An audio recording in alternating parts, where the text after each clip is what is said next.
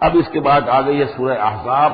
8 سورتیں مکی اب ختم ہو گئی. سورۃ الفرقان، سورۃ الشعراء، سورۃ النمل، سورۃ القصص، پھر سورۃ العنکبوت، سورۃ الروم، سورۃ لقمان اور سورۃ السجدہ.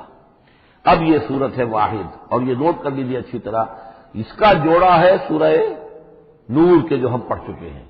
پہلے 14 سورتوں کے بعد ایک سورت آئی مدنی، سورہ نور. اب 8 مکی صورتوں کے بعد ایک صورت آئی ہے، یہ سورہ احزاب. اور اتنی گہری مناسبت ان کے مضامین میں، معاشرتی احکام، زمانہ نزول کے اعتبار سے یہ 1 سال پہلے نازل ہوئی ہے سورہ نور سے. یہ سن 5 زمانہ نزول ہے، وہ سن 6 زمانہ نزول ہے. چنانچہ جو معاشرتی احکام آئے ہیں ان میں بھی آپ کو یہ ترتیب ملے گی کہ پردے کے ابتدائی احکام اس صورت میں آئے ہیں. اور پردے کے ابتدائی احکام سے مراد کیا ہے؟ گھر سے باہر نکلتے ہوئے عورت کو کیا کرنا ہے، مسلمان عورت کو کیا کرنا ہے، گھر سے باہر کا پردہ کیا ہے. لیکن گھر کے اندر جو پردہ ہے، سطر ہے اس کا ذکر جو ہے وہ یہ سورہ نور کے اندر تھا جو ہم پڑھ چکے ہیں. اس کے محرم کون کون ہیں، گھر میں کون آ سکتا ہے. باقی سب جو ہے نامحرم. وہ گھروں میں ہمارا جو نظام بنا تھا کہ بیٹھک باہر ہوتی تھی، جو بھی مہمان آیا ہے کوئی آیا باہر ٹھہرے گا، اندر نہیں جائے گا. باہر کا ایک مردانہ حصہ ہے مکان کا، پھر وہ ایک ڈیوڑی ہوتی تھی، ڈیوڑی میں سے اندر پھر زنانہ ہے. خواتین آئیں گی تو اندر جائیں گی، باقی مرد جو ہے وہ باہر ٹھہریں گے، اندر نہیں جائیں گے. ہمارے یہاں کی وہ مکس جو ہے وہ معاشرت نہیں تھی، مخلوط معاشرت نہیں تھی. تو اس میں یہ ہے کہ جو نامحرم ہے وہ وہاں رہیں گے، باہر بیٹھک میں بیٹھیں گے، اور جو محرم ہے وہ اندر جا سکتا ہے. اس جو گھر کی خاتون ہے، خاتون خانہ ہے، اس کا بھائی ہے، اس کا بھتیجا ہے، اس کا بھانجا ہے، اس کے والد ہیں، اس کا چچا ہے، وہ ہے، ٹھیک ہے، وہ محرم ہے، وہ گھر کے اندر جا سکتے. یہ سارے احکام اس میں دیے گئے. سورہ نور کا اور سورہ احزاب کا ایک فرق یہ ہے کہ سورہ احزاب میں اگرچہ جنگ کے معاملے میں کچھ تذکرہ تو ہے، لیکن کسی جنگ کا وہاں پر ذکر موجود نہیں ہے. خلافت قائم کرنے کا معاملہ ہے، وہ آیا ہے کہ خلافت اب قائم ہوگی، لیکن خلافت کے قیام کے لیے جو اصل ٹرننگ پوائنٹ تھا وہ جنگ احزاب تھی، غزوہ احزاب. اس کا ذکر جو ہے وہ سورہ احزاب میں ہے. تو اس طریقے سے یہ دونوں صورتیں باہم بہت ہی ایک دوسرے سے مشابہ ہیں. اور جیسا کہ میں نے عرض کیا تھا، آیت نمبر 35 وہاں کی عظیم ترین آیت ہے. اللہ نور السماوات والارض مثل نورہ کمشکات فیہا مصباح المصباح فی زجاجہ. یہ جو آیت ہے پوری وہ عظیم ترین آیت ہے ایمان کی حقیقت پر. اور ٹھیک 35ویں آیت اس صورت کے اندر ہے کہ جب وہ ایمان حقیقی دل میں پیدا ہو جاتا ہے تو انسان کی شخصیت میں کیا اوصاف پیدا ہوتے ہیں. وہ 10 اوصاف مردوں اور عورتوں کے ذمن میں دوہرا کر آئے ہیں، وہ اس سورہ مبارکہ میں نمبر 35 آیت وہی ہے. اس میں ایک خاص بات نوٹ کیجئے کہ اگرچہ اس کے جو 2 رکوع ہیں، دوسرا اور تیسرا، وہ ایک ہیں اپنے مضمون میں، اور اس کے اندر غزوہ احزاب کا تذکرہ ہے. پہلا رکوع جو ہے وہ پھر چوتھے کے ساتھ جا کر ملے گا، جیسے کہ ہم نے دیکھا تھا سورہ توبہ کے اندر بھی کہ پہلا رکوع پھر چوتھے کے ساتھ جا کر ملتا تھا. اس کے مضامین جو ہے اس کے ساتھ ملتے تھے. درمیان میں جو ہے 2 رکوع آ گئے تھے کہ جو 1 سال پہلے نازل ہوئے، جو کہ یعنی فتح مکہ سے پہلے نازل ہوئے. لیکن اس کے بعد وہ جو نازل ہوئے ہیں سن 9 کے اندر، اس کے اندر جو ہے وہ پہلا رکوع کی 6 آیات اور اس کے بعد پھر چوتھا اور 5واں رکوع. بالکل وہی آپ کو تفصیل یہاں ملے گی. اس لیے کہ قرآن کا اسلوب یہ ہے کہ خاص جو موضوع ہوتا ہے کسی صورت کا، اس سے متعلق آیات کو پہلے نکال کر رکھ دیتے ہیں. جیسے سورہ انفال میں بھی ہم نے دیکھا یسألونک عن الانفال قل الانفال للہ والرسول، اگرچہ وہاں پھر بات کو چھوڑ دیا گیا، پھر جا کر وہ سورت کے وسط میں مضمون آ رہا ہے. اس میں ایک خاص جو مضمون آیا ہے وہ یہ ہے کہ حضور صلی اللہ علیہ وسلم نے جو شادی کی حضرت زینب سے رضی اللہ تعالی عنہ، حالانکہ حضرت زینب جو ہے اس سے پہلے حضور ہی کی فرمائش پر ان کی شادی کی گئی تھی حضرت زید ابن حارثہ سے. زید ابن حارثہ رضی اللہ تعالی عنہ حضور کے غلام تھے، اور حضور نے انہیں آزاد کر کے اپنا بیٹا بنا لیا تھا. تو محبت بہت تھی حضور کو حضرت زید ابن حارثہ سے.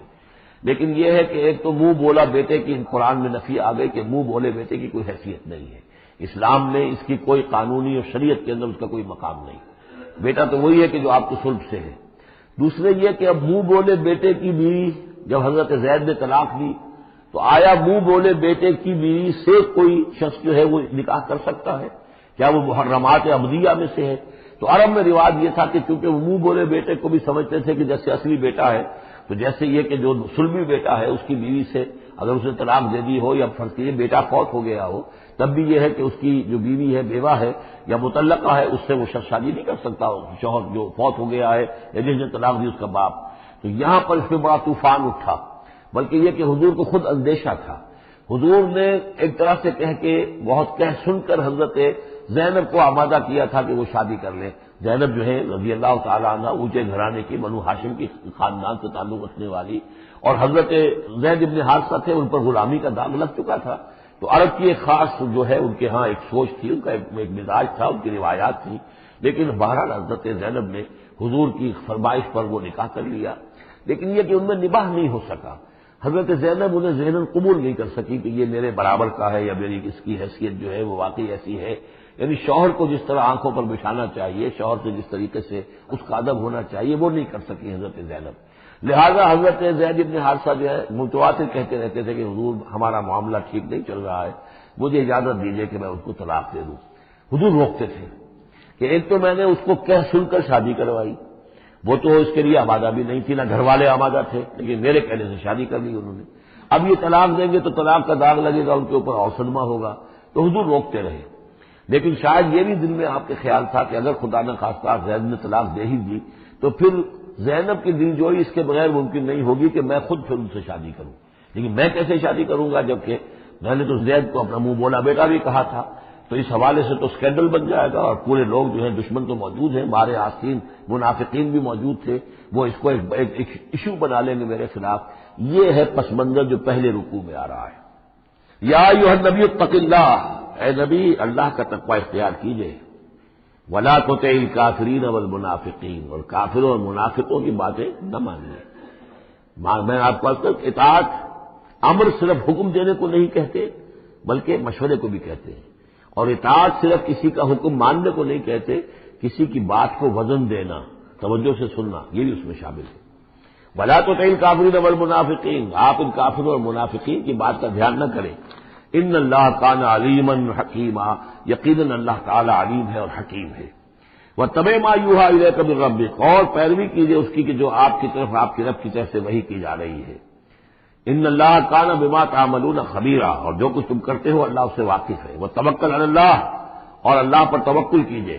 وکفی باللہ وکیلا، اور اللہ ہے کافی ہے آپ کے توکل کے لیے، آپ کے لیے سہارا. یعنی یہ کہ آپ لوگوں کی جو پروپیگنڈا ہوگا اس کا اندیشہ ہے آپ کو، اس کا بالکل دھیان نہ کیجیے. ما جعل اللہ للرجل من قلبین فی جوفہ، اللہ تعالیٰ نے کسی انسان کے دل میں دو دل نہیں رکھے، کسی کے سینے میں، کسی کے پیٹ میں. یہاں پہ جوف جو ہے خالی جگہ کو کہتے ہیں، تو سینے کے اندر، کیونکہ یہ کیویٹی کہلاتی ہے، چیسٹ کیویٹی، اور پھر دوسری جو ہے نامنل کیویٹی ہے. تو اس میں دو دل نہیں رکھے ہیں، مگر دل ایک ہی ہوتا ہے. اسی طریقے سے گویا کہ بات کہی جا رہی ہے. کہنے کو تو ہم کہہ دیتے ہیں کہ دل جو ہے اور ہمارے دل یکجا ہو گئے ہیں، دل سے دل مل گیا، لیتا تو دل ہی رہتا، ایک ہی رہتا انسان کا اپنا دل. لیکن اسی طریقے سے کسی شخص کی دو مائیں نہیں ہوتی، ماں تو وہی ہوتی ہے جس نے اس کو جنا ہے، اور کسی شخص کا بیٹا جو ہے بیٹا وہی ہوتا ہے جو اس کی صلب سے پیدا ہوا ہو. باقی یہ کہ منہ بولا بیٹا جو وہ بیٹا نہیں بن جاتا. وما جعل ازواجکم اللائی، اور نہیں اللہ نے بنایا ہے تمہاری ان بیویوں کو، اللائی تظاہرون منہن، کہ جن سے تم زہار کر بیٹھتے ہو. یا زہار کا مضمون سورہ مجادلہ میں آئے گا. عربوں میں رواج یہ تھا کہ بہت ناراض ہو گیا بیوی سے، کہہ دیا تم تو میری ماں کی طرح ہو.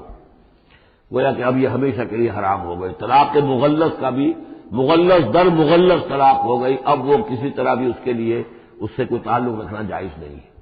تو یہ زہار جو ہے ماں بنا دیا، کہہ دیا کہ ماں بن گئی، تو گویا کہ ماں بن گئی. لیکن اللہ تعالیٰ کے ہاں وہ ماں نہیں بنتی، ماں تو وہی ہے. جیسے کہ فرمایا وما جعل ازواجکم اللائی تظاہرون منہ امہاتہم، جن سے تم زہار کر بیٹھتے ہو، جنہیں تم یہ کہتے ہو کہ تم میری ماں کے مانند یا ماں کی پیٹھ کے مانند ہو میرے لیے، تو وہ اللہ تمہاری ماں نہیں بن جاتی. وما جعل ادعیاکم ابناءکم، نہ تمہارے منہ بولو بیٹوں کو اللہ تعالیٰ نے بیٹا بنایا ہے. ذالکم قولکم بافواہکم، یہ تو تمہاری منہ کی باتیں ہیں، منہ سے تم نے وہ جملہ کہہ دیا، تم تو میری ماں کی مانند ہو یا ماں کی پیٹھ کے مانند ہو. اور اسی طریقے سے کہہ دیا تم میرے بیٹے ہو، بیٹا تو وہی ہوگا. واللہ یقول الحق، اللہ تعالیٰ حق فرما رہا ہے. وہو یہدی السبیل، اور وہی سیدھے راستے کی طرف ہدایت دینے والا ہے.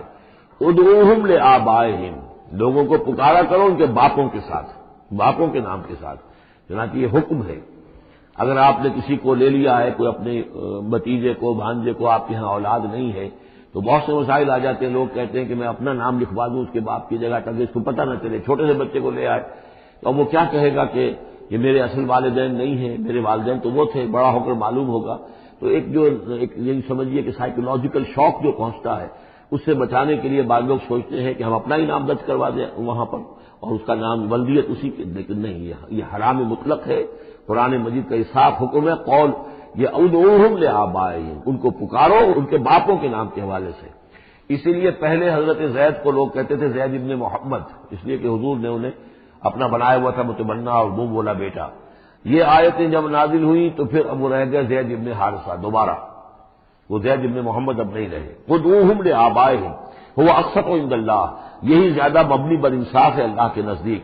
فإن لم تعلموا آباءهم فإخوانكم في الدين، اور اگر تم جانتے نہیں ان کے باپ کو، کہیں کوئی بچہ جو ہے چھوٹا سا بچہ کہیں مل گیا ہے، معلوم نہیں، نہ اس کو ہوش تھا، ایسا ہوا ہے پارٹیشن کے وقت بہت ہوا ہے، پوری گاڑی جو ہے آ رہی تھی، سب کے سب جو ہے وہ قتل کر دیے گئے، کوئی بچہ کہیں پر زندہ مل گیا ہے، اور ایسے لوگ ان سے ملاقات بھی ہوئی ہے ایک صاحب سے لاہور میں، اب ان کو کسی نے لے کر پال لیا ہے، ٹھیک ہے، لیکن یہ کہ اگر اب معلوم نہیں کہ ان کے باپ کا نام کیا ہے، کوئی نہیں جانتا، نہیں ہے اگر تم اس کے باپ کا نام نہیں جانتے، فإن لم تعلموا آباءهم فإخوانكم في الدين ومواليكم، وہ تمہارے دینی بھائی شمار ہوں گے اور وہ تمہارے رفیق ہیں، تمہارے موالی ہیں۔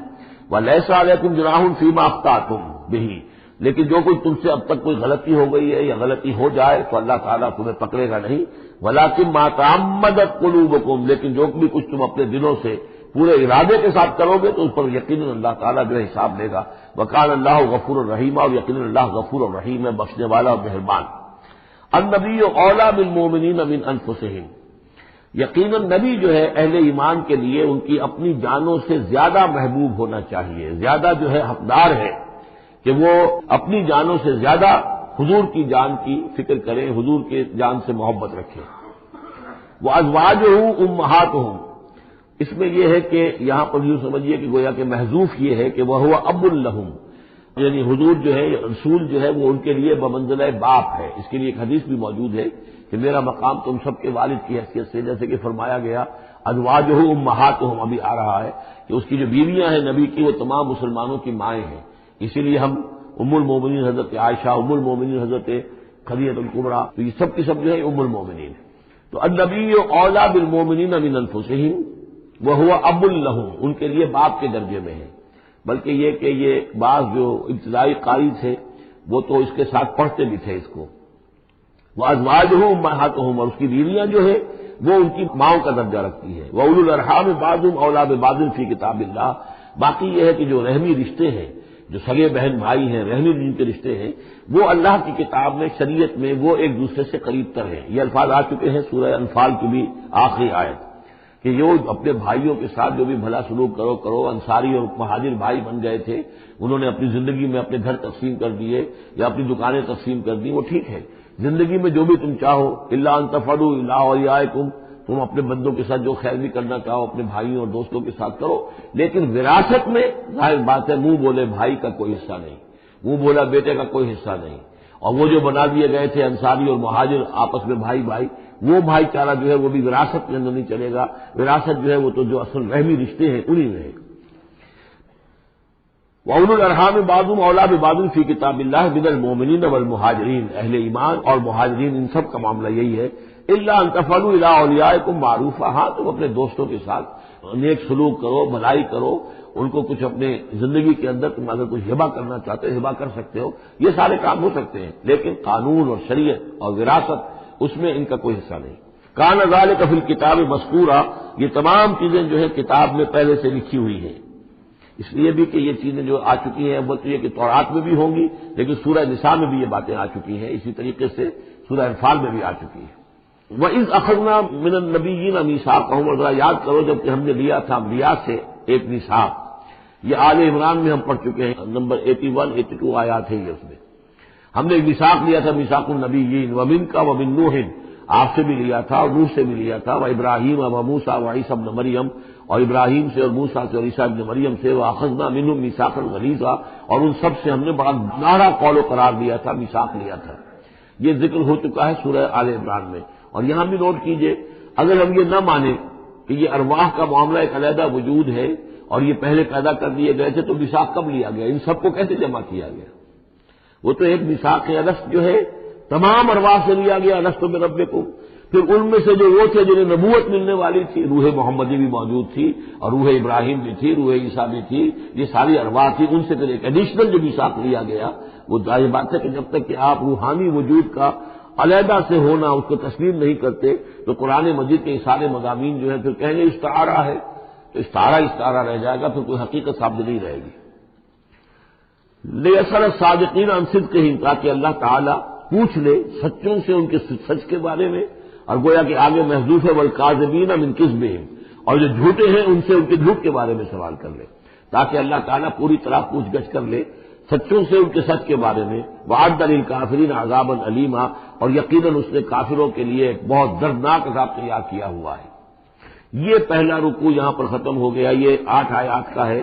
اس کے بعد اب یہ مضمون چلے گا 2 رکوعوں کے بعد چل کر دوسرے تیسرے کے بعد چوتھے رکوع کے ساتھ۔ ابھی یہ صرف اس کی تمہید ہے کہ نبی آپ ان کافروں کا اور منافقین کا کوئی اسکینڈل بن جائے گا، کوئی یہ ہو جائے گا، کوئی وہ ہو جائے گا، اس کو اپنے ذہن سے بالکل نکال دیجئے، جو اللہ کا حکم ہے اس کے اوپر عمل کیجئے۔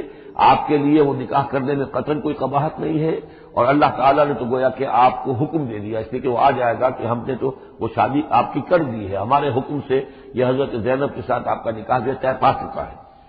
اس کے بعد 2 رکوع جو ہے ان میں ذکر ہو رہا ہے غزوہ احزاب کا۔ ہمارے پاس چند منٹ ہے تو غزوہ احزاب کا جو تاریخی پس منظر ہے وہ میں بیان کر دیتا ہوں، باقی اس سے آگے ہم پڑھیں گے انشاءاللہ تعالیٰ کل۔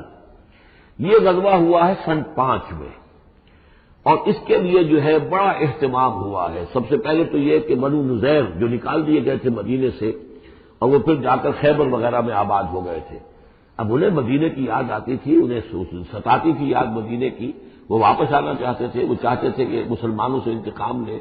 تو انہوں نے پھر یہ ہے، اور اس میں خاص طور پر وہ ابو عامر راہب جس کا تذکرہ ہم پڑھ چکے ہیں سورہ توبہ کے اندر، انہوں نے جو ہے بڑی محنت کر کے ایک طرف قریش کو آمادہ کیا کہ وہ حملہ کریں، دوسری طرف یہ ہے کہ جو نجد کے قبائل تھے غطفان وغیرہ ان کو آمادہ کیا۔ تو یہ ایک گویا سمجھیے کہ متحدہ محاذ بن کر ایک گرینڈ آرمی جو ہے وہ آئی، 12,000 کی فوج، جو عرب میں یوں سمجھیے کہ یہ کوئی انہونی سی بات تھی کہ کوئی اتنی بھی قوت، وہ شمال سے بھی آئے، جنوب سے بھی آئے، اور مغرب سے بھی آئے، مشرق سے بھی آئے۔ اس کا نقشہ تو بعد میں جب ہم پڑھیں گے تو کھل جائے گا۔ اب انہوں نے آ کر گھیر لیا مدینے کو، محاصرہ کر کے پڑ گئے۔ اتنی بڑی فوج حضور کے پاس کل اس وقت جو تعداد بنتی تھی 3,000 کی تھی مدینے کے اندر، جن میں کہ منافقین بھی تھے، اور دوسری یہ کہ عقب میں وہ بنو قریظہ بھی موجود تھے، ایک قبیلہ بڑے طاقتور قبیلہ تھا، بڑا قبیلہ تھا، ان کی گڑھیاں تھیں، ان کے قلعے تھے، وہ موجود تھے۔ اب پیچھے وہ موجود ہیں، اندیشہ ہے کہ کہیں وہ غداری کریں، جیسے کہ اس سے پہلے بنو قینقاع نے کی یا بنو نذیر نے کی، اس وقت وہ غداری کریں گے، اور اس کی خبریں بھی مل گئی تھی کہ سلسلہ جنبانی ہو چکا ہے اور باہر سے وہ لشکر آ گیا ہے۔ 2 طرف مدینے کے حرات ہیں، چٹانیں ہیں لابے کی، سیاہ پتھر ہیں اور چکنے ہیں، ان کے اوپر نہ اونٹ چل سکتا ہے اور نہ گھوڑا دوڑ سکتا ہے۔ تو وہ جو حرات ہیں مدینے کے 2 طرف، وہ تو گویا کہ ایک اللہ تعالیٰ کی طرف سے ایک نیچرل پروٹیکشن جو ہے مدینے کو ملی ہوئی ہے۔ اب 2 طرف جو رہ گئے تو اس میں پیچھے تھے یہ عقب میں جو ہے یہ بنو قریظہ کی گڑھیاں تھیں، اور سامنے کا علاقہ تھا کہ جہاں سے لشکر آ کر جو ہے انہوں نے جو حملہ کرنا تھا۔ تو پھر حضرت سلمان فارسی کے مشورے پر جب یہ مشورہ کیا حضور نے کہ اب اس طرح کیا کیا جائے، اتنا بڑی فوج آ گئی ہے، تو انہوں نے پھر بتایا کہ ہمارے ہاں یہ ایران میں یہ رواج ہے کہ جب اس طرح کی سچویشن ہو تو کھلے میدان میں جا کر لڑنے کی بجائے ہم خندق کھود لیتے ہیں، تاکہ خندق کے اندر سے ہو کر پھر یہ ہے کہ جو بھی چھلانگ مار کے آئے گا خندق میں سے اس کو عبور کر کے آئے گا تو ان کے ساتھ مقابلہ کرنا آسان ہے، ایک ایک کر کے آئیں گے، 10 آئیں گے، ایک دم پورا لشکر جو ہے دوڑ کر جو ہے کیولری ان کی جو ہے گھوڑے دوڑا کر تو نہیں آ سکتے۔ تو اس حوالے سے پھر خندق کھودی گئی۔ بہت ہی رسد کم تھا، فاقے لوگوں کو ہو رہے تھے، 2 3 دن کے کھانے کو کچھ نہیں ملا، سردی شدید تھی۔ اس موسم میں پھر طے ہوا کہ خندق کھودو، تو مسلمان خندق بھی کھود رہے تھے، اور اسی دوران یہ خبر بھی مل گئی کہ بنو قریظہ بھی بغاوت پر اور بدعہدی پر آمادہ ہے۔ یعنی ہر اعتبار سے یہ سمجھ لیجئے کہ اللہ تعالیٰ نے اہل ایمان کے صبر اور امتحان کے لیے ایک بہت ہی سخت خوفناک صورت پیدا کر دی۔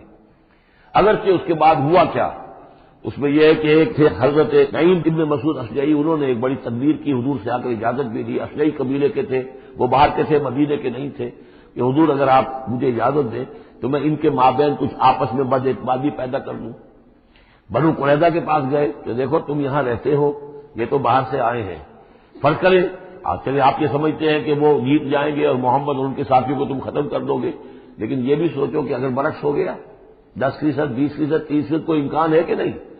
تو تم کیا کرو گے؟ تمہیں تو یہاں رہنا ہے، پھر محمد کے ساتھ پھر تمہارا معاملہ ہوگا اور ہو سکتا ہے کہ وہ چھوڑ کر چلے جائیں پھر۔ تو تم ایسے کرو کہ ان سے مانگو کہ کچھ وہ لوگ ہاسٹیجز تمہیں دیں اپنے، تاکہ ان کو یقین یہ رہے، تمہیں یقین رہے کہ وہ اپنے وعدے سے پھریں گے نہیں، جو بھی وعدہ انہوں نے کیا ہے تمہارے ساتھ مدد کرنے کا، اور تمہارا جو اندر سے تم مسلمانوں پر حملہ کرو گے تو جو کچھ بھی ان کے وعدے وہ پورے کریں گے۔ انہوں نے کہا بات تو ٹھیک ہے، یہ نعیم جو کہہ رہا ہے یہ بات صحیح ہے۔ تو انہوں نے وہ مطالبہ کیا ان سے، قریش سے، وہ جو لشکر باہر پڑے ہوئے تھے 12,000 کے، کہ آپ اپنے کچھ آدمی ہمارے پاس بھیجیے تاکہ ہمیں اعتماد رہے، ہمارے پاس وہ رہیں گے ہاسٹیجز کی حیثیت سے، کہ ہمیں یقین رہے کہ آپ اپنی بات پوری کریں گے۔ ادھر سے جا کے ان سے کہا کہ وہ تم ان کے اوپر کیسے اعتماد کر رہے، وہ تو تمہارے اوپر اعتماد ہی نہیں کرتے، تم سے آدمی مانگ رہے ہیں۔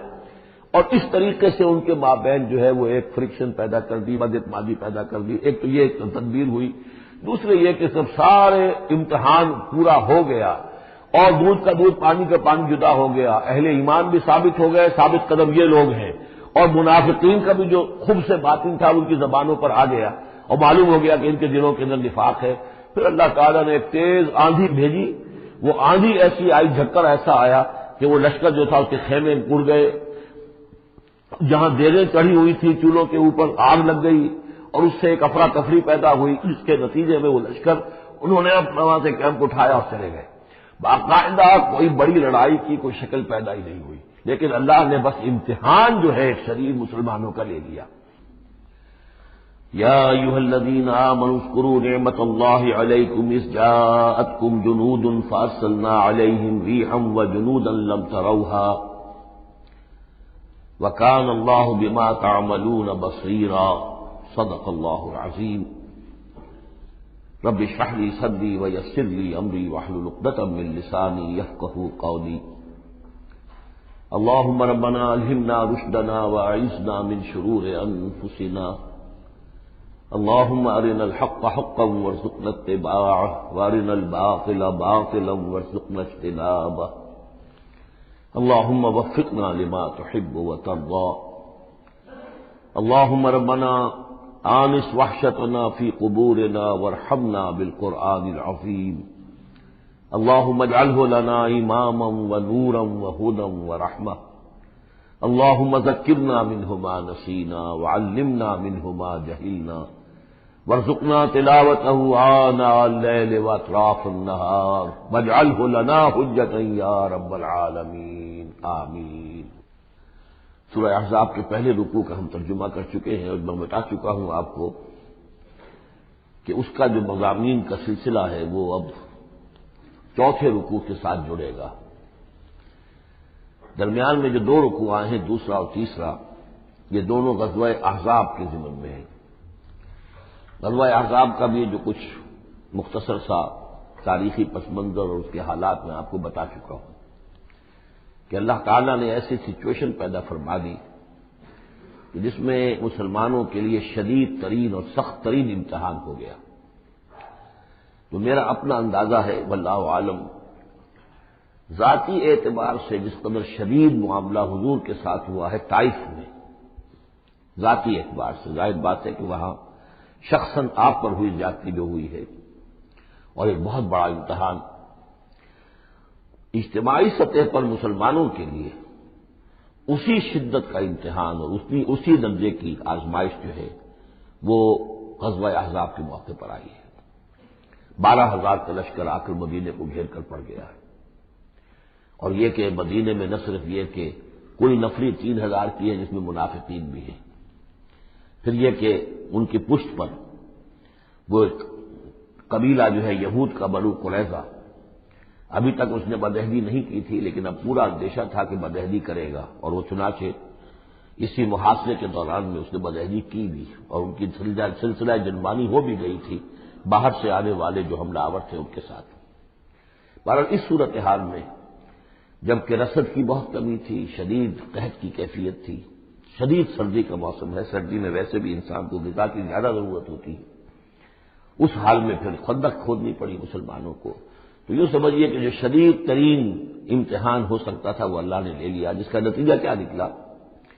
جو منافق اپنے دلوں میں نفاق کو چھپائے ہوئے تھے وہ نفاق ظاہر ہو گیا، ان کی زبانوں پر آ گیا، اور یہی اصل میں آزمائش کا اصل مقصود ہے۔ لیمیز الخبیث من الطیب، کہ اللہ تعالیٰ خبیث کو اور طیب کو علیحدہ کر دے، ممیز کر دے، جیسا کہ سورہ عنکبوت کے ہم نے پہلے رکوع میں 2 مرتبہ وَلَيَعْلَمَنَّ اللَّهُ الَّذِينَ صَدَقُوا وَلَيَعْلَمَنَّ الْكَاذِبِينَ وَلَيَعْلَمَنَّ الَّذِينَ آمَنُوا وَلَيَعْلَمَنَّ الْمُنَافِقِينَ۔ اللہ تعالیٰ واضح کر دے گا، کھول کر رکھ دے گا کہ کون ہے سچے اور کون ہے جھوٹے، یعنی کون ہے حقیقتاً مومن اور کون ہے منافق۔ تو اس کا یہ فنومینن ہے، یہ گویا کہ جیسے کہ اس وقت سن 5 نبوی میں شدید ترین حالات ہو گئے تھے غلاموں کے لیے، نوجوانوں کے لیے۔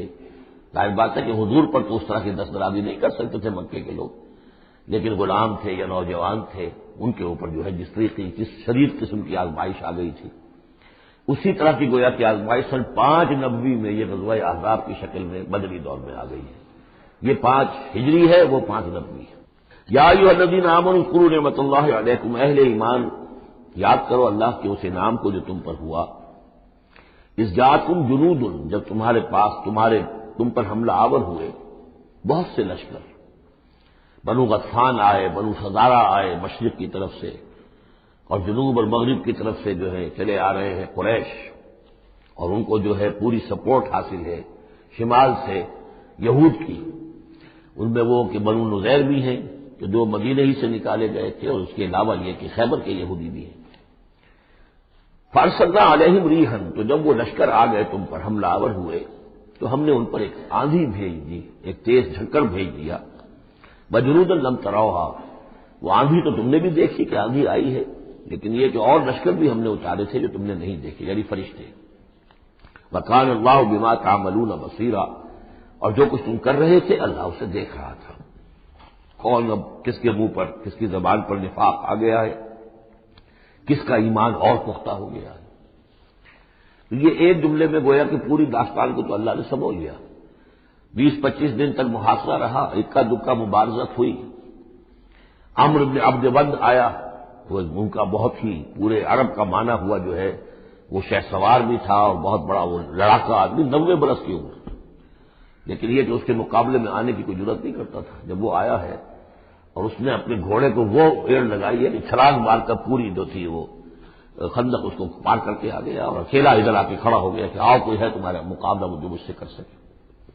بہرحال سب لوگ ششدر حیران تھے کہ اب اس کے مقابلے میں کون جائے۔ بالآخر حضرت علی نکلے رضی اللہ تعالیٰ عنہ۔ تو حضرت علی نے ہم سے کہا، بلکہ اس نے کہا میرے مقابلے میں جو کوئی بھی آتا ہے، میری عادت ہے یہ کہ میں اسے پہلے 3 مواقع دیتا ہوں کہ وہ کوئی درخواست مجھ سے کرے جو منظور کر لوں۔ حضرت علی نے کہا میری پہلی درخواست یہ ہے کہ تم ایمان لے آؤ۔ میں نے کہا نہیں یہ نہیں ہو سکتا۔ اچھا دوسری درخواست میری یہ ہے کہ تم جنگ سے واپس چلے جاؤ۔ انہوں نے کہا یہ بھی نہیں ہو سکتا۔ تیسری بولو۔ تو حضرت علی نے فرمایا اچھا آؤ اب پھر مقابلے میں آؤ، یہ تیسری درخواست یہ ہے کہ آؤ مجھ سے مقابلہ کرو۔ تو وہ ہنسا، کہتا لگایا کہ میرا اندازہ نہیں تھا کہ پورے عرب میں کوئی شخص مجھے یہ بھی کہہ سکتا ہے کہ مجھ سے آؤ مقابلہ کرو۔ بہرحال حضرت علی نے اسے واصل جہنم کیا رضی اللہ تعالی عنہ وارضاہ۔ تو اس قسم کی اکی دکی مبارزتیں ہوئی، تو باقاعدہ جس کو کہتے ہیں کوئی مٹ بھیڑ لشکروں کی وہ نہیں ہو سکی، لیکن یہ کہ 25 دن کا محاصرہ طول کھینچ گیا تھا۔ ادھر وہ حضرت نعیم ابن مسعود اشجعی نے جو بھی کچھ سلسلہ جنبانی کیا، وہ سری جھوٹ تو نہیں بولا، لیکن یہ کہ ایک طوریہ کے انداز میں ایسی شکل پیدا کر دی کہ جس سے بنی قریظہ کے اور ان کے درمیان بھی کم سے کم بد اعتمادی ضرور پیدا ہو گئی فوری طور پر۔ پھر وہ آندھی آئی شدید، اور اللہ نے جو فرشتے بھیجے انہوں نے کیا کیا یہ ہمیں نہیں معلوم، کیا شکل اختیار کی کہ بہرحال وہ سب کے سب اپنے پڑاؤ اٹھا کر چلے گئے۔ لیکن جو اس دوران صورت رہی ہے اس کا نقشہ کھینچا جا رہا ہے۔ اس جاؤکم من فوقکم ومن اسفل منکم، جبکہ وہ آئے لشکر تمہارے اوپر سے بھی تمہارے نیچے سے بھی۔ یہ جو جغرافیائی جو سلسلہ ہے عرب کا، میں نے کئی دفعہ آپ کو بتایا ہے کہ شمالاً جنوباً یہ جو حجاز کا پہاڑی سلسلہ چلتا ہے شمالاً جنوباً، اسی میں مکہ ہے، طائف ہے، مدینہ ہے، اسی کے آخر میں اوپر جا کر تبوک ہے۔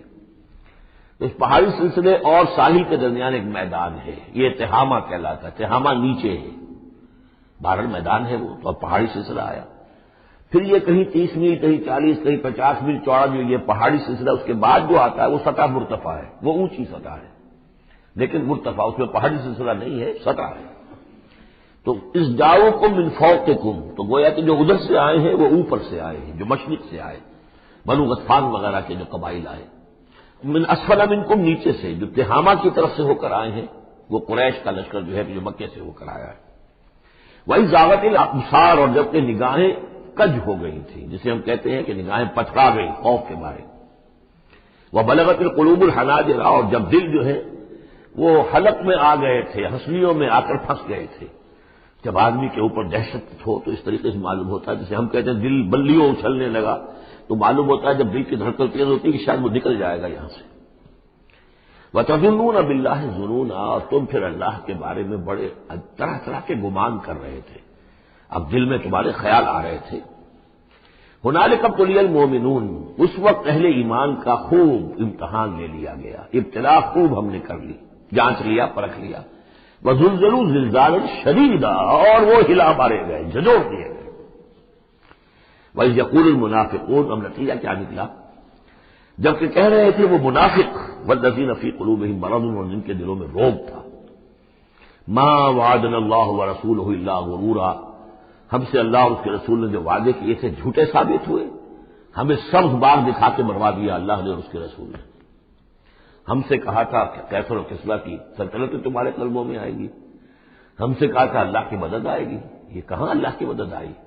بعض منافقین نے کہا ہمارا حال تو یہ کہ ہم قضائے حاجت کے لیے باہر نہیں جا سکتے، ہم مدینے کے اندر محصور ہو گئے ہیں۔ ظاہر بات ہے کہ سینیٹیشن کا بھی کوئی نظام نہیں تھا، کس قدر وہاں پر اس سے ایک مسئلہ پیدا ہو چکا ہو، باہر نکل نہیں سکتے بالکل، تو قضائے حاجت وغیرہ بھی وہیں ہو رہی ہے۔ یہ ان کے منہ پر جو ہے، ان کی زبانوں پر جو اندر کا خبث تھا، اندر کی گندگی تھی، زبانوں پر آ گئی۔ ما وعدنا اللہ ورسولہ الا غرورا، نہیں وعدہ کیا تھا ہم سے اللہ اس کے رسول نے مگر جھوٹا، دھوکے کا وعدہ۔ وَإِذْ قَالَتْ طَائِفَةٌ مِّنْهُمْ يَا أَهْلَ يَثْرِبَ، اور جبکہ ان میں سے ایک گروہ یہاں تک کہہ رہا تھا، اے یثرب والو، لا مقام لکم فارجعوا، اب تمہارا کوئی ٹھکانہ نہیں ہے، لوٹ جاؤ یہاں سے، کہاں تم مقابلہ کر سکتے ہو؟ یہ 12,000 کا لشکر آ گیا، کوئی ممکن ہے؟ کوئی امکان تمہیں نظر آتا ہے؟ تو کسی طریقے سے کہیں سے بھاگنے کے لیے راستہ تلاش کرو۔ وَيَسْتَأْذِنُ فَرِيقٌ مِّنْهُمْ النَّبِيَّ، اور ان میں سے ایک گروہ جو ہے آ کر نبی سے اجازت طلب کر رہا تھا، یقولون ان بیوتنا عورا، اور وہ کہہ رہا تھا کہ ہمارے تو گھر کھلے پڑے ہوئے ہیں، یعنی گھروں کو اندیشہ ہے، گھروں کے اوپر پیچھے سے بنو قریظہ کے لوگ حملہ آور ہو جائیں، ہماری عورتیں وغیرہ جو ہم نے چند حویلیوں کے اندر جن کو جمع کیا ہے، آپ نے یہی کیا تھا حضور نے صلی اللہ علیہ وسلم، خواتین کو، بچوں کو ایک ایسی جگہ پر کہ جہاں وہ وسطی علاقہ تھا مدینے کا، اور وہاں بڑی کوئی حویلی تھی، اس میں جمع کر دیا تھا۔ تو وہ تو ہمیں تو اندیشہ ہے، ہمارے گھر خالی پڑے ہوئے ہیں، اس کے اوپر حملہ ہو سکتا ہے۔ وما ہی اب اور، حالانکہ وہ نہیں کھلے پڑے ہوئے تھے، اللہ تعالیٰ نے اور اللہ کے رسول نے پہرے وغیرہ کا بندوبست کیا ہوا تھا۔ ان یریدون الا فرارا، حقیقت میں وہ فرار چاہتے تھے، بھاگنا چاہتے تھے، یہ تو بہانہ تھا جو بنا رہے تھے، اصل میں جنگ سے پیٹھ دکھا کر بھاگنا مقصود تھا۔ وَلَوْ دُخِلَتْ عَلَيْهِمْ مِنْ أَقْطَارِهَا، اور اگر کہیں داخلہ ہو ہی گیا ہوتا دشمن کا اس مدینے کے اندر اس کے چاروں طرف سے، ثُمَّ يُسْئِلُ الْفِتْنَةَ، اور پھر ان سے مطالبہ کیا جاتا فتنے کا، یعنی ارتداد کا۔ اگر یہ مشرکین کی فوجیں جو ہے کہیں خدا نہ خواستہ مدینے میں داخل ہو جاتی اور اب وہ کہتی کہ یا تو مرتد ہو جاؤ اور یا آپ تمہیں قتل کرتے ہیں، تو وہ ماں تلبسوا الا لآتوها، وہ فتنے کو قبول کر لیتے، مرتد ہو جاتے، وما تلبسوا بها الا یسیرا، اور تھوڑی سی دیر بھی نہ لگاتے، بہت ہی تھوڑا سا وقفہ، یعنی وہ ایمان ان کے دلوں میں اس کی جڑیں گہری تھی نہیں، تو وہ مرتد ہونے کے لیے تیار تھے۔ وَلَقَدْ كَانُوا عَاهَدُوا اللَّهِ مِن قَبْلُ، حالانکہ کیونکہ وہ مسلمان تھے تو انہوں نے عہد کیا تھا اللہ سے اس سے قبل، لا يولون الادبار، کہ وہ کبھی پیٹھ نہیں دکھائیں گے، جب بھی حق و باطل کا مقابلہ ہوگا پیٹھ نہیں دکھائیں گے۔ وَكَانَ عَهْدُ اللَّهِ مَسْئُولًا، اور یقیناً اللہ کے ساتھ جو عہد کیا گیا اور پھر اس کے بارے میں باز پرس ہوتی ہے کہ وہ عہد پورا کیا گیا یا نہیں کیا گیا۔ قُل لَّن يَنفَعَكُمُ الْفِرَارُ إِن فَرَرْتُم مِّنَ الْمَوْتِ، نبی ان سے کہہ دیجئے کہ تمہیں یہ بھاگنا اور فرار مفید نہیں ہو سکتا اگر تم موت سے بھاگ رہے ہو، اب القتل یا قتل سے، اس لیے کہ موت تو ہر جگہ آ سکتی ہے۔ وَإِذًا لَّا تُمَتَّعُونَ إِلَّا قَلِيلًا، اور آج موت نہ آئی، فرض کیجیے اس موقع پر نہ آئی، تب بھی آخر دنیا میں کوئی سامان رسنے بسنے کا جو ہے رہنے کا وہ آخر لامحدود تو نہیں ہے. لا طلب ثم لا تمتعون الا قلیلا، نہیں تمہیں سامان ملے گا دنیا کی زندگی کا مگر تھوڑا سا، کچھ دن اور جی لو گے. قل من ذا الذی یعصمکم من اللہ، ان سے پوچھیے کون ہے وہ جو تمہیں اللہ سے بچا سکے. ان اراد بکم سوءا، اگر اللہ ہی نے فیصلہ کر لیا ہو تمہارے بارے میں کسی بری چیز کا، او اراد بکم رحمہ، اور اگر اللہ نے رحمت کا فیصلہ کیا ہو تو کون ہے جو اس کی رحمت کے آڑے آ سکے. ولا یجدون لهم من دون اللہ ولیا ولا نصیرا، اور یہ نہیں پائیں گے اللہ کے مقابلے میں نہ کوئی ولی حمایتی اور نہ مددگار.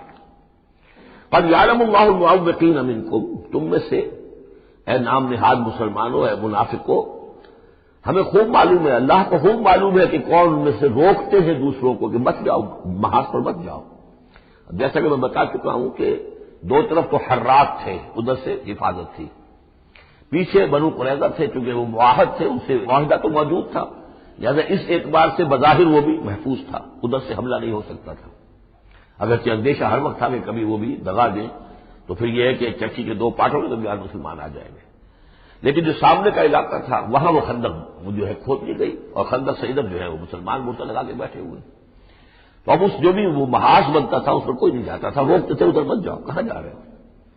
قد یعلم اللہ المعوقین منکم، تم میں سے جو لوگ روکتے ہیں دوسروں کو، والقائلین لاخوانہم ہلم الینا، اور جو کہتے ہیں اپنے بھائیوں سے آؤ ہماری طرف آؤ، گھروں میں گھس جاؤ، چھپ جاؤ، تمہارا جو ہے کہیں نام و نشان نہ رہے، کہاں جا رہے ہو موت کے منہ میں. ولا یاتون الباس الا قلیلا، اور وہ نہیں آتے، حاضر نہیں ہوتے جنگ میں، یعنی میدان جنگ میں جہاں پر کہ فوجوں کا پڑاؤ ہے، آمنے سامنے کا معاملہ، مگر کبھی کسی وقت. شاذ اشیحتن علیکم، اے مسلمانوں یہ تمہارے حق میں بہت بخیل ہے، کوئی خیر نہیں چاہتے تمہارے لیے، یہ خیر خواہ نہیں ہے، تمہارے بدخواہ. فاذا جاء الخوف رأیتہم، اور جب خوف اگر چلا جائے، یہ لشکر چلے جائیں، یہ خوف کی کیفیت ختم ہو جائے، رأیتہم ینظرون، اذا جاء الخوف، جب خوف آتا ہے، خوف کی کیفیت پیدا ہو جاتی ہے، خوفناک صورتحال، رأیتہم ینظرون الیک، تو اے نبی آپ ان کو دیکھتے ہیں کہ آپ کی طرف ایسے دیکھ رہے ہوتے ہیں، تدور اعینہم کالذی یغشی علیہ من الموت، کہ ان کی آنکھیں ایسی پھرتی ہیں جیسے کہ اس شخص کی آنکھ پھرا کرتی ہے کہ جس پر موت کی غشی طاری ہو رہی ہو. کیونکہ اب مرحلہ آ گیا خطرے کا، پھر جنگ ہے، پھر جانا پڑے گا، پھر وہی ساری صورتحال، سارے اندیشے، سارے خطرات، تو گویا کہ ان کو موت کی غشی اور نزع کی کیفیت میں جو ہوتی ہے، آنکھیں جس طرح کے پتھرا جاتی ہیں یا پھرتی ہیں، اس طریقے سے تدور اعینہم کالذی یغشی علیہ من الموت. فَإِذَا ذَهَبَ الْخَوْفُ، اور جب خوف چلا جائے، ختم ہو جائے، یعنی وہ صورتحال جیسے کہ بعد میں ہو گئی کہ چلے گئے لشکر، جب چلے گئے تو اب ان کا طریقہ کار کیا ہے؟ وَإِذَا ذَهَبَ الْخَوْفُ سَلَقُوكُم بِأَلْسِنَةٍ حِدَادٍ، اب وہ تم پر پل پڑتے ہیں اپنی لوہے کی زبانوں کے ساتھ، یعنی زبانیں قینچیوں کی طرح چلنی شروع ہو جاتی ہیں. مسلمانوں پر تنقید بھی ہے، اپنے ایمان کا اظہار بھی ہے، چرب زبانی بھی ہے. تو حداد لوہے کی جیسے کی زبانیں لوہے کی ہو، تو ہمارے محاورے میں قینچی کی طرح زبان کا چلنا. سلق جو ہے عربی محاورے میں، عربی لغت میں آتا ہے بسطن بقہر اما بالید او باللسان، کسی کے پر حملہ آور ہونا یا ہاتھ سے یا زبان سے. تو سلقوکم بألسنۃ حداد اشیحۃ علی الخیر، اور پھر جو بھی کوئی مال غنیمت ہوگا اس کے اوپر یہ ایسے ہوں گے، جھکے پڑیں گے کہ مال سارا ہمیں ہی مل جائے. اولئک لم یؤمنوا، یہ وہ لوگ ہیں کہ جو حقیقتاً ایمان نہیں لائے. فاحبط اللہ اعمالہم، تو اے نبی انہوں نے اس کیفیت میں جو بھی کوئی نیکیاں کی ہیں، بظاہر نیکیاں، آپ کے امامت میں نمازیں بھی تو پڑھی ہیں نا انہوں نے، آخر مدینہ منورہ میں وہ نمازیں پڑھتے تھے منافق. کس کی امامت میں؟ محمد رسول اللہ کی امامت میں. کس مسجد میں؟ مسجد نبوی میں. لیکن ان کے سارے اعمال حبط ہو گئے. فاحبط اللہ اعمالہم، اللہ نے ان کے تمام اعمال اکارت کر دی. وکان ذلک علی اللہ یسیرا، اور یہ چیز اللہ پر بہت آسان ہے. یحسبون الاحزاب لم یذهبوا، جبکہ جا چکے ہیں لشکر، ان کا حال یہ ہے کہ ان کے اوپر ابھی تک خوف طاری ہے. جیسے ہوتا ہے کہ کسی بڑے حادثے کے بعد بھی بہت دیر تک اعصاب کے اوپر جو ہے وہ ایک طرح کی کپ کپی طاری رہتی ہے، انسان کے سنسناہٹ سی رہتی ہے، اتنا بڑا حادثہ ہوا ہے. یحسبون الاحزاب لم یذهبوا، یہ سمجھتے ہیں کہ وہ گئے نہیں ہیں، کہیں ادھر چھپ گئے ہوں، کہیں پھر دوبارہ آ رہے ہوں، کہیں حملہ دوبارہ تو نہیں کر رہے ہیں. یہ کوئی ان کے ٹیکٹیکل موو تو نہیں تھی کہ ذرا پیچھے ہٹ کے پھر حملہ آور کرے. یحسبون الاحزاب لم یذهبوا، یہ سمجھتے ہیں کہ وہ لشکر گئے نہیں ہیں. وہی یات الاحزاب، اور اگر کہیں دوبارہ وہ لشکر جو ہیں وہ فوجیں جو ہیں دوبارہ کہیں حملہ آور ہو جائیں، یودوا لو انہم بادون فی الاعراب، تو ان کی بڑی خواہش ہوگی کاش کہ ہم مدینے کو چھوڑ کر کہیں ریگستانوں میں چلے گئے ہوتے اور کہیں نخلستانوں میں جا کر اعراب کی حیثیت کے ساتھ ہم ان کے ساتھ چلے گئے ہوتے بادیہ نشینوں کے پاس. یسألونک عن انبائکم، اور وہاں سے اے مسلمانوں تمہاری خبریں معلوم کرتے رہتے. اب کیا ہوا؟ اونٹ کس کروٹ بیٹھا؟ وَلَوْ كَانُوا فِيكُمْ مَا قَاتَلُوا إِلَّا قَلِيلًا، اور اگر یہ تمہارے درمیان موجود بھی رہے تو قتال میں تو حصہ نہیں وہ لیتے مگر شاس دکھانے کے لیے، کھانا پوری جسے ہم کہتے ہیں. اب ایک کردار تو یہ ہے جو سامنے آ گیا. دوسرا کردار کیا ہے؟ لَقَدْ كَانَ لَكُمْ فِي رَسُولِ اللَّهِ أُسْوَةٌ حَسَنَةٌ. دوسرے کردار کا جو دوسری تصویر ہے، اس کا جو خورشید ہے، سورج ہے، وہ محمد رسول اللہ کا کردار ہے. فرمایا اے مسلمانوں تمہارے لیے اللہ کے رسول میں ایک اسوہ ہے، نمونہ ہے، بہترین نمونہ. اب یہ بات نوٹ کرنے کی ہے کہ یہ آیت ہمارے ہاں سیرت کی تقاریر ہوں، کوئی میلاد کی محفلیں ہوں، کوئی وعظ ہو تو اس میں بہت پڑھی جاتی ہے یہ آیت اسوہ حسنہ. لیکن عام طور پر ہمارے یہاں اسوہ حسنہ کیا ہے؟ چھوٹی چھوٹی سنتیں، ان کا تذکرہ ہوگا. مسواک کرنا بھی اسوہ ہے، ٹھیک ہے. اسی طریقے سے اور سنتیں ہیں. مسجد میں داخل ہو تو داہنا پاؤں آگے آنا چاہیے، بایاں نہیں، ٹھیک ہے، ہونا چاہیے. ایک شخص کو کرنا چاہیے، اہتمام کرنا چاہیے. حضور کا یہی معمول تھا. یہ سب بھی اسوے میں شامل ہے. اصل اسوہ یہ ہے کفر کے مقابلے میں جان ہتھیلی پر رکھ کر میدان میں آنا. یہ ہے اسوہ. یہ اسوہ ہماری نگاہوں سے اوجھل محمد رسول اللہ کا مثالی کردار کس اعتبار سے؟ جب بھوک تھی شدید، حضور کو بھی بھوک تھی اور فاقہ تھا.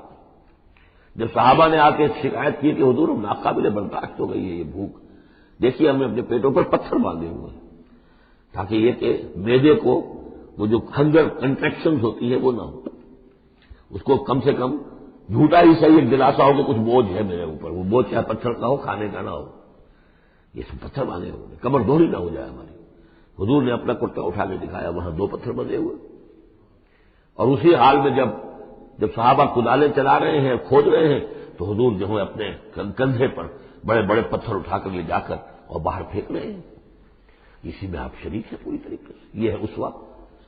ایسا نہیں تھا کہ بس حضور تو کہیں ایک جگہ بیٹھے ہوں اور خیمہ لگا ہو اور مور چھل چلے جا رہے ہوں، سمجھے آپ، اور سب ٹھنڈی چھاؤں آپ کو فراہم کی گئی ہو اور باقی سب لوگ جو اس کام میں لگے ہوئے. یہ اسوہ ہے محمد صلی اللہ علیہ وسلم. لقد کان لکم فی رسول اللہ اسوۃ حسنہ. اسی کو میں کہا کرتا ہوں جدید اصطلاح میں ایک ہے میکرو اکنامکس اور ایک ہے مائکرو اکنامکس.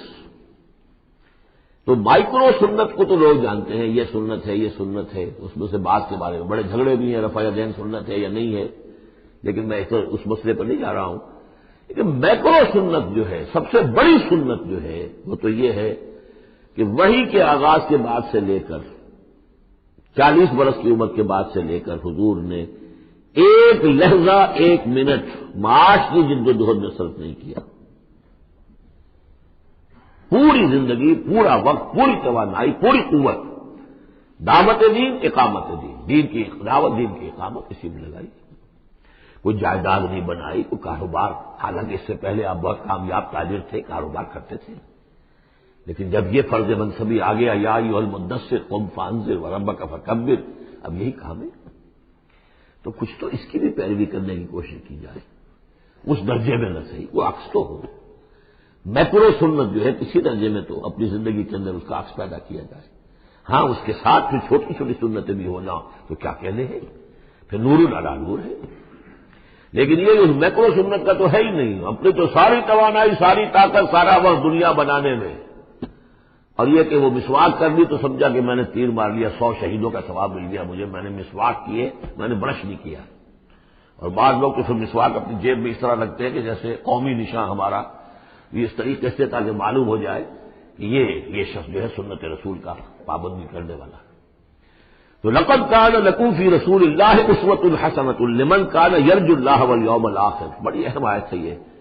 اسوہ تو حضور کا اپنی جگہ پر مکمل ہے، کامل ہے، لیکن یہ کس کے لیے اسوہ ہے؟ جو یہ 2 شرطیں پوری کرے، 3 شرطیں.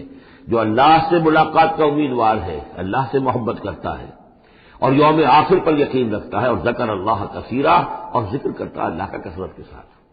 یہ بالکل وہی بات ہے کہ قرآن مجید تو ہدایت ہے کوئی نوع انسانی کے لیے، ہدی للناس، لیکن قرآن سے استفادے کی شرط ہے تقویٰ، ہدی للمتقین۔ تو جو ربط و تعلق ہے ان دو آیتوں میں وہی سمجھیے کہ اپنی جگہ پر حضور کی زندگی ایک اسوہ کاملہ ہے، مکمل، لیکن اس سے استفادے کی شرائط ہے، لمن کان یرجو اللہ والیوم الآخر وذکر اللہ کثیرا۔ اب یہ اہل ایمان، حضور کے بعد اہل ایمان کا تذکرہ ہو رہا ہے، محمد رسول اللہ والذین معہ، اب معہ جو تھے اہل ایمان، ولما رأى المؤمنون الاحزاب، اور جب اہل ایمان نے دیکھا ان لشکروں کو، قالوا هذا ما وعدنا الله ورسوله وصدق الله ورسوله، انہوں نے کہا یہی تو ہے جس کا اللہ نے وعدہ کیا تھا ہم سے اور اس کے رسول نے وعدہ کیا تھا۔ اب دیکھیے ایک ہی سچویشن ہے، اس کا ریئیکشن کس قدر ایک دوسرے سے مختلف ہے۔ معلوم ہے یہ مسئلہ ہے انسان کا اندرونی، یضل بہ کثیرا ویہدی بہ کثیرا، تو جیسے قرآن کے بارے میں آیا اسی طریقے سے اس سچویشن سے بھی انہوں نے کیا کہا، ہم نے تو سنا ہوا ہے، پہلے ہی اللہ نے کہہ دیا تھا وَلَنَبْلُوَنَّكُمْ بِشَيْءٍ مِّنَ الْخَوْفِ وَالْجُوعِ وَنَقْصٍ مِّنَ الْأَمْوَالِ وَالْأَنفُسِ وَالثَّمَرَاتِ، یہ قرآن مجید میں سورہ بقرہ میں آیت نہیں آ چکی تھی؟ لَتُبْلَوُنَّ فِي أَنفُسِكُمْ وَأَمْوَالِكُمْ، یہ کیا سورہ آل عمران میں آیت نہیں آ چکی تھی؟ یہ تو چیزیں وہی تو ہیں جس کا کہ ہم سے وعدہ کیا تھا۔ وَلَمَّا رَأَى الْمُؤْمِنُونَ الْأَحْزَابَ، جب دیکھا اہل ایمان نے ان احزاب کو، قالوا هذا ما وعدنا الله ورسوله وصدق الله ورسوله، اور بالکل صحیح کہا تھا اللہ نے بھی اور بالکل صحیح فرمایا تھا اس کے رسول نے بھی، وما زادهم الا ایمانا وتسلیما، اور نہیں ہوا ان میں کسی شے کا اضافہ مگر ایمان اور تسلیم، ایمان کے ساتھ تسلیم، سر تسلیم خم، سر تسلیم خم ہے جو مزاج یار میں آئے، جو اللہ کی طرف سے فیصلہ ہے، جیسا کہ ہم پڑھ چکے ہیں سورہ توبہ میں، اگرچہ سورہ توبہ تو بہت بعد میں نازل ہوگی، ابھی 4 سال بعد میں اس سورہ مبارکہ کے وہ زمانہ نزول کے اعتبار سے، لیکن ہم تو پڑھ چکے ہیں ہر طرح موسم بنا اللہ الحسنین، ہمارے لیے تم کس چیز کا انتظار کر سکتے ہو سوائے 2 نہایت اعلیٰ ترین صورتوں کے، ہم سب کے سب شہید ہو جائیں تب بھی ہماری کامیابی ہے، اور ہم کامیاب ہو کر آ جائیں تو تم بھی مانو گی کامیابی ہے، اس لیے ہمیں تو کوئی اندیشہ ہی نہیں۔ تو اس میں تسلیم ان کے اندر، اور ہم بھی تسلیم کی خو ڈالیں گے، بے نیازی تیری عادت ہی صحیح۔ من المؤمنین رجال صدقوا ما عاهدوا الله علیہ، ان اہل ایمان میں وہ جمع مرد لوگ ہیں رضی اللہ تعالی عنہم وارضاہم اجمعین، صدقوا ما عاهدوا الله علیہ، جنہوں نے سچا کر دکھایا وہ عہد جو انہوں نے اللہ سے کیا تھا۔ انہوں نے کہا کہ اپنی جان اور مال حاضر ہے، ہم جنت کے عوض یہ سب کچھ دینے کو تیار ہیں، انہوں نے وہ عہد پورا کر دیا۔ فَمِنْهُمْ مَنْ قَضَىٰ نَحْبَهُ، ان میں سے وہ بھی ہیں جو اپنی نظر گزار چکے، نظر پیش کر چکے۔ کتنے ہی صحابہ تھے جو اس وقت تک جام شہادت نوش کر چکے تھے، سن 5 ہے یہ تو، سن 3 میں 70 صحابہ تو غزوہ احد کے اندر ہی شہید ہوئے۔ فَمِنْهُمْ مَنْ قَضَىٰ نَحْبَهُ، ان میں وہ بھی ہیں کہ جو اپنی نظر پیش کر چکے۔ وَمِنْهُمْ مَنْ يَنتَظِرُ، اور باقی جو ہے وہ منتظر ہے کہ کب وقت آئے۔ یہ تو ہم انتظار میں ہیں کہ کب اللہ تعالیٰ ہمیں بھی شہادت کا درجہ دے، ہماری بھی شہادت قبول فرما دے۔ وبال دوش ہے سر جس میں ناتواں پہ مگر لگا رکھا ہے تیرے خنجر و ثنا کے لیے، ہم تو اللہ منتظر ہیں کہ کب ہماری باری آ جائے۔ فَمِنْهُمْ مَنْ قَضَىٰ نَحْبَهُ وَمِنْهُمْ مَنْ يَنتَظِرُ وَمَا بَدَّلُوا تَبْدِيلًا، اور انہوں نے ہرگز تبدیلی کوئی نہیں کی، جو انہوں نے عہد اللہ سے کیا سرے بوس میں فرق نہیں آنے دیا۔ لِيَجْزِيَ اللَّهُ الصَّادِقِينَ بِصِدْقِهِمْ، تاکہ اللہ تعالیٰ سچوں کو ان کی سچائی کا پورا بدلہ دے۔ وَيُعَذِّبَ الْمُنَافِقِينَ إِن شَاءَ أَوْ يَتُوبَ عَلَيْهِمْ، اور ان منافقوں کو چاہے تو ان پر عذاب بھیج دے، اور چاہے تو ابھی ان کی توبہ قبول کر لے، انہیں توبہ کا موقع دے دے۔ یہ میں بتا چکا ہوں کہ آخری جو فیصلہ ہوا وہ جب کہ غزوہ تبوک کا معاملہ ہوا ہے، پھر آخری فیصلے ہوئے ہیں۔ یا سورہ نساء جو ہے اس کے اندر بھی وہ آیت آ گئی تھی فی الدرک الاسفل من النار، لیکن آخری چیز کہ اے نبی استغفر لہم او لا تستغفر لہم ان تستغفر لہم 70 مرۃ فلن یغفر اللہ لہم، کہ اب آپ ان منافقوں کے لیے استغفار کریں یا نہ کریں، اگر 70 مرتبہ بھی استغفار کریں گے تب بھی اللہ ان کو معاف نہیں فرمائے گا۔ ان اللہ کان غفور الرحیم، یقینا اللہ غفور الرحیم ہے۔ ورد اللہ الذین کفروا، اللہ نے لوٹا دیا ان کافروں کو جو چڑھ کر آئے تھے بڑے شان و شوکت کے ساتھ، وہ پورے لشکر جو ہے سب چلے گئے۔ بغیظہم، وہ اپنے غصے کو ساتھ ہی لے گئے. وہ غصہ جو ہے وہ نکالے بغیر، یا تو کوئی جنگ ہوتی، کچھ وہ قتل عام کرتے تو کچھ غصہ ان کا نکلتا، اللہ نے ان کو ان کے غصے کے ساتھ ہی واپس کر دیا. ورد اللہ الذین کفروا بغیظہم لم ینالوا خیرا، انہیں کوئی خیر حاصل نہ ہو سکا، کوئی فتح ہوتی، کوئی کارنامہ سر انجام دیا ہوتا، کچھ نہیں. وکفى اللہ المؤمنین القتال، اور اللہ کافی رہا اہل ایمان کی طرف سے قتال کے لیے. اہل ایمان کو تو جنگ کی نوبت ہی نہیں آئی، کھلی جنگ تو ہوئی نہیں. اللہ نے خود ہی آندھی بھیج کر اور جو بھی اپنی خفیہ تدابیر ہیں، جو بھی اپنی مدد تھی فرشتوں کے ذریعے سے، اللہ تعالیٰ نے گویا کہ اہل ایمان کو اس امتحان میں سے تو گزار دیا، باقی یہ کہ کوئی غضب نہیں پہنچنے دیا. وکان اللہ قویا عزیزا، اور یقیناً اللہ تعالیٰ قوی اور عزیز ہے، زبردست ہے، قوت والا ہے. وانزل الذین ظاہروہم، اب یہ دوسرا ہے اس کا جو ضمیمہ ہے غزوہ احزاب کا، وہ غزوہ بنی قریظہ ہے. روایات میں آتا ہے کہ حضور نے جب یہ لشکر چلے گئے، غزوہ احزاب ختم ہو گیا، تو آ کر واپس گھر آ کر اپنے ہتھیار وغیرہ اتارے، ذرا اتاری، تو حضرت جبرائیل آئے کہ آپ نے ہتھیار اتار دی، ہم نے تو ابھی اتارے نہیں ہیں. ابھی بنو قریظہ کو کیفر کردار تک پہنچانا ہے. انہوں نے جو غداری کی اس موقع پر، اپنے عہد کو توڑا ہے، اس کی سزا انہیں دینی ہے. چنانچہ حضور نے حکم دیا کہ اب کوئی مسلمان جو ہے عصر کی نماز نہ پڑھے یا کوئی مغرب کی نماز نہ پڑھے، جو بھی کوئی وقت معین کیا، جب تک کہ وہ بنی قریظہ کے علاقے میں پہنچ نہ جائے. وہاں جا کر اب وہاں جا کے پھر ان کا گھیراؤ کیا گیا، محاصرہ ہوا. وہ محاصرہ بھی خاصا طویل ہوا، ان کا قلعہ بڑا مضبوط تھا، لیکن تنگ آ کر بالآخر انہوں نے ہتھیار ڈال دیے اور یہ کہا کہ سعد بن معاذ جو رئیس اوس تھے اور ان کے حلیف تھے، اوس کے قبیلے کے ساتھ ان کی پرانی جو ہے وہ حلیفی تعلقات تھے، حلیفانہ تعلقات، کل جو وہ فیصلہ کر دیں گے ہمیں منظور ہوگا. تو حضرت سعد بن معاذ رضی اللہ تعالیٰ عنہ، جو تورات میں فیصلہ لکھا ہوا ہے بد عہدی کا، کہ قوم اگر تمہارے ساتھ بد عہدی کرے اور اس کے بعد اللہ تمہیں اس پر فتح دے دے تو کیا کرو، اس کے مطابق فیصلہ سنایا کہ ان کے جتنے جوان ہیں اس قبیلے کے جو جنگ کرنے کے قابل ہیں ان کو قتل کر دیا جائے، اور باقی جو ان کے بوڑھے ہوں یا اور ہوں، مرد ہوں، بچے ہوں، عورتیں ہوں، ان کو جو ہے غلام بنا لیا جائے، ان کا سارا مال ضبط ہو جائے گا. تو بدترین سزا جو ہے ان تین قبیلوں میں سے، جن میں سے ایک قبیلہ تھا بنی قینقاع کا، ایک تھا بنو نذیر، یہ دونوں تو صرف جلا وطن ہوئے، لیکن بدترین سزا پھر ان کو دی گئی ہے. وانزل الذین ظاہروہم من اہل الکتاب، اور اللہ نے اتار لیا ان کو کہ جنہوں نے گٹھ جوڑ کیا تھا ان کے ساتھ، کافروں کے ساتھ، مشرکین کے ساتھ اہل کتاب میں سے، من سیاسیہم، ان کے قلعوں سے. قلعوں میں تو تھے، گڑھیاں تھیں ان کی، لیکن اس سے پھر اتر آئے، ہتھیار ڈال دیے. وقذف فی قلوبہم الرعب، اور اللہ نے ان کے دلوں میں رعب ڈال دیا. فریقا تقتلون، تو اب تم ایک ان میں سے کچھ کو تم قتل کر رہے ہو، وتاسرون فریقا، اور کچھ کو تم نے اسیر بنا لیا ہے اور قیدی بنا لیا ہے حضرت سعد بن معاذ کے فیصلے کے مطابق. وَأَوْرَثَكُمْ أَرْضَهُمْ وَدِيَارَهُمْ، اللہ نے تمہیں وارث بنا دیا ان کی زمینوں کا بھی اور ان کے مکانوں کا، گھروں کا، ان کے قلعوں کا، وَأَمْوَالَهُمْ، اور ان کے اموال کا، وَأَرْضًا لَّن تَطَئُوهَا، اور ابھی بہت سی زمینیں ہیں جن پہ ابھی تمہارے قدم نہیں گئے، اللہ تعالیٰ تمہیں وہ دے گا.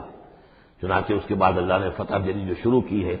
غزوہ احزاب جو ہے در حقیقت یہ ایک ٹرننگ پوائنٹ تھا حضور کی سیرت کے اندر، اس لیے کہ اس کے بعد حضور نے کہہ بھی دیا تھا غزوہ احزاب کے بعد، صحابہ کو خوشخبری دے دی تھی، لن تغزوکم قریش بعد عامکم ھذا، مسلمانوں اس سال کے بعد اب قریش تم پر دوبارہ حملہ آور نہیں ہوں گے.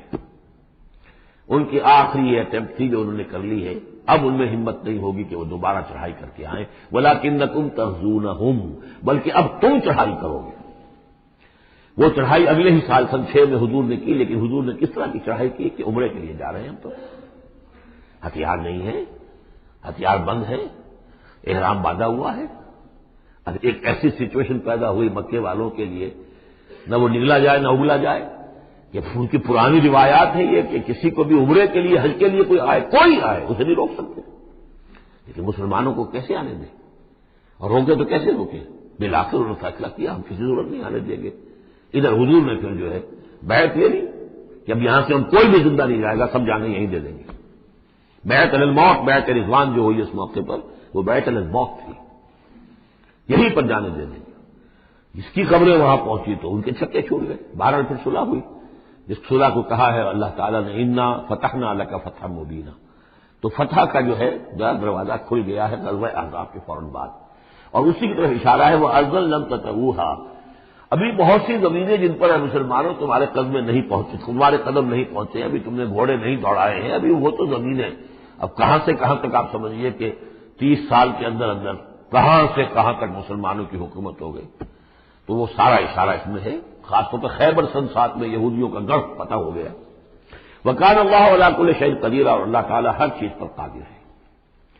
اب یہاں سے وہ مضمون شروع ہو رہا ہے کہ جو پہلے رکوع میں تھا، کچھ جو مجلسی اصلاحات ہیں، یوں سمجھیے کہ ان کی پہلی قسط وہ ہے جو سورہ احزاب میں آ رہی ہے۔ 5ویں سال عرب میں پردے کا رواج نہیں تھا، چادر کا رواج تھا، مرد بھی عورت بھی، باہر جب نکلتا تھا تو ایک لمبی سی چادر لے کر، لیکن یہ کہ مردوں کے صرف کندھے پر وہ پڑی ہوتی تھی، عورتیں یہ ضرور تھا کہ اسے اپنا تقریباً پورے جسم میں وہ لپیٹ لیتی تھی اس میں، لیکن چہرے پر کچھ نہیں، سر پہ کچھ نہیں، سر پر اگر ہو گیا ورنہ چہرہ کھلا۔ یہ وہاں کے رواج تھے، گھروں میں بے دھڑک جا رہے ہیں آ رہے ہیں، اور جو بھی تھا وہاں پر جو صورتحال تھی۔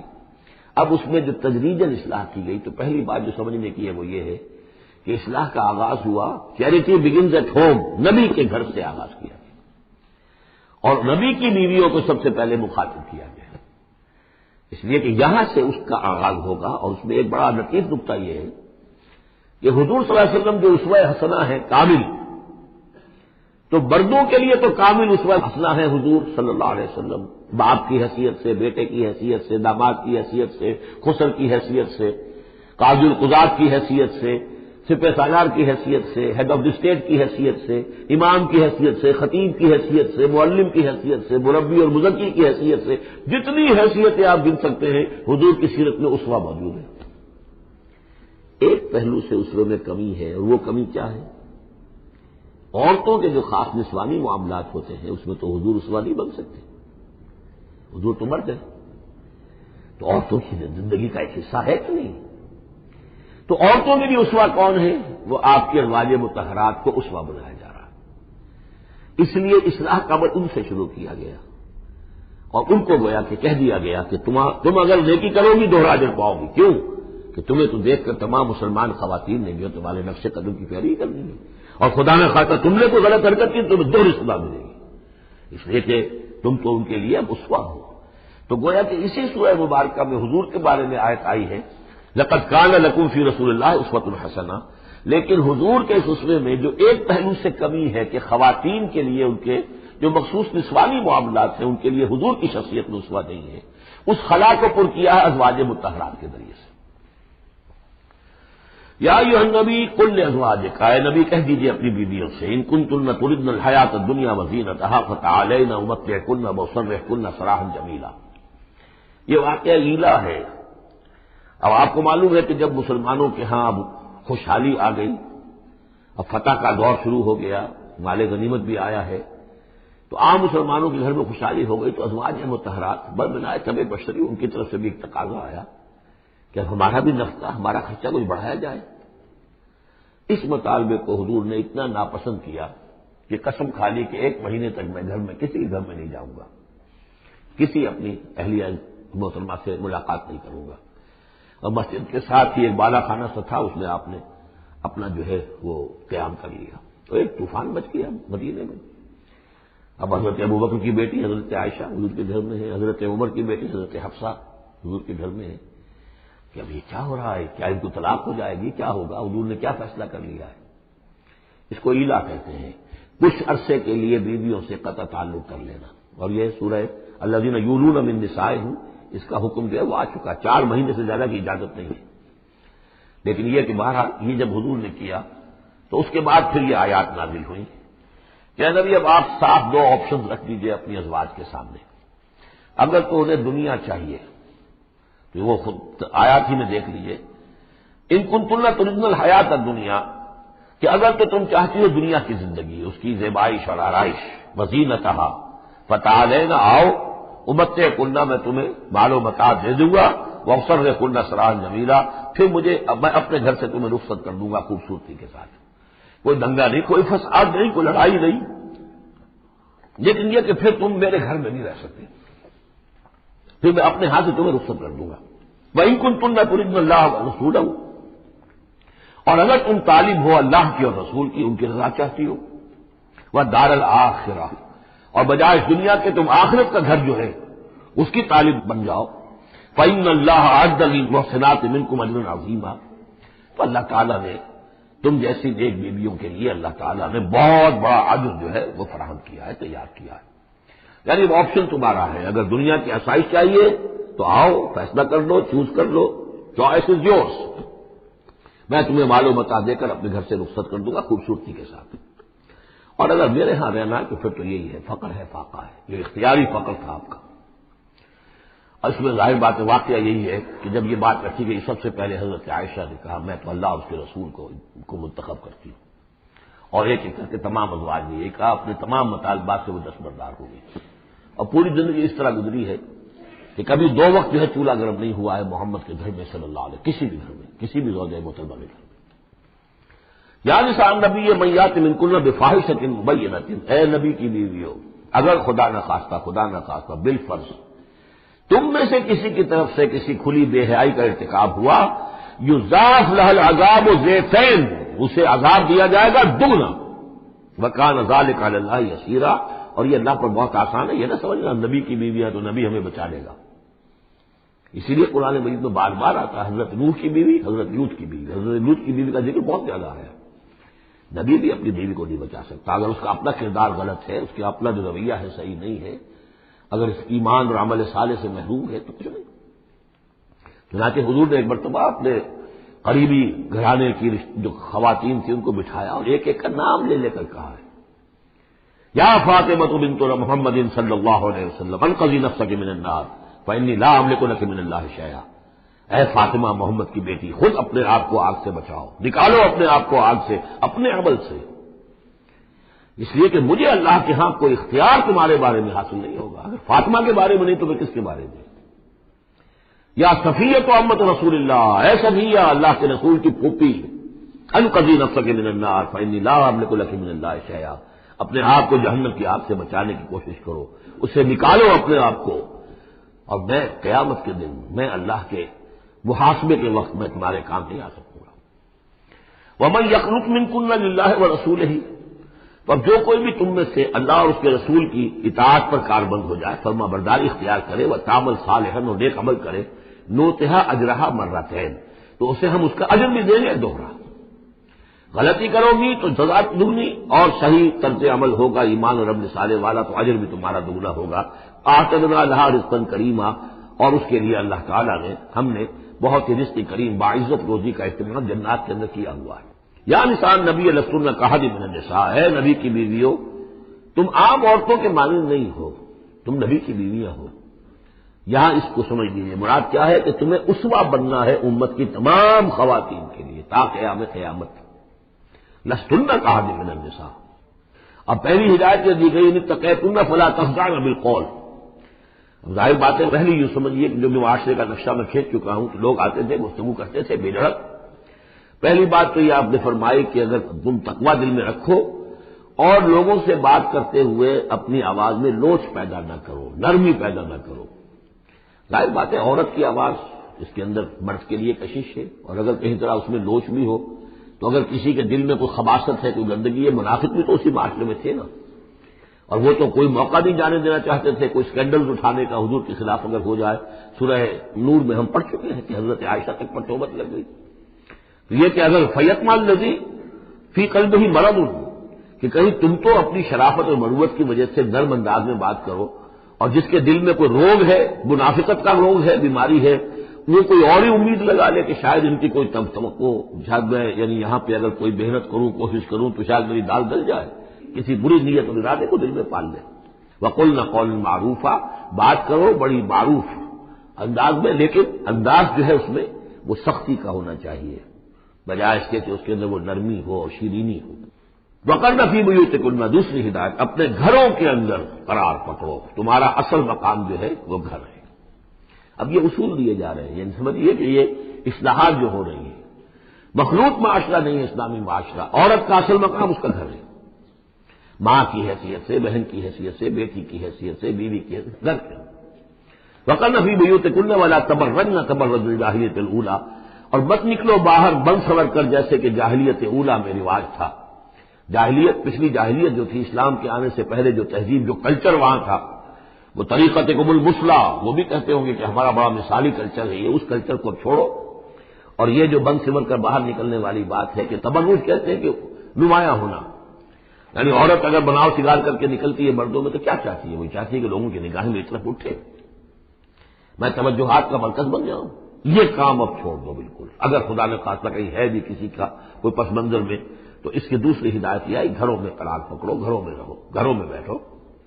وقرن فی بیوتکن ولا تبرجن تبرج الجاہلیۃ الاولی واقمن الصلاۃ وآتین الزکاۃ واطیعن اللہ ورسولہ، اور نماز قائم کرو اور زکوٰۃ ادا کرو اور اللہ کی اور اس کے رسول کی اطاعت پر کاربند رہو.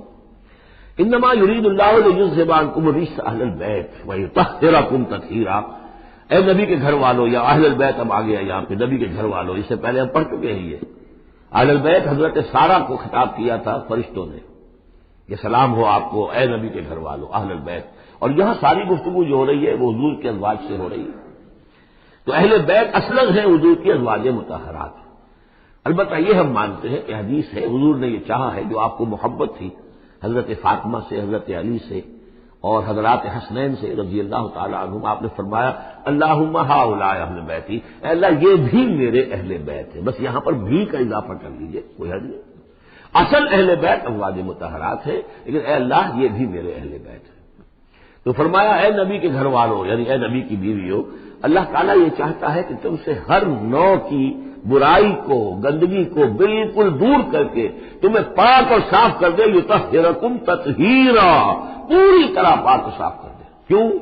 تمہیں اسوہ بننا ہے، تمہیں نمونہ بننا ہے.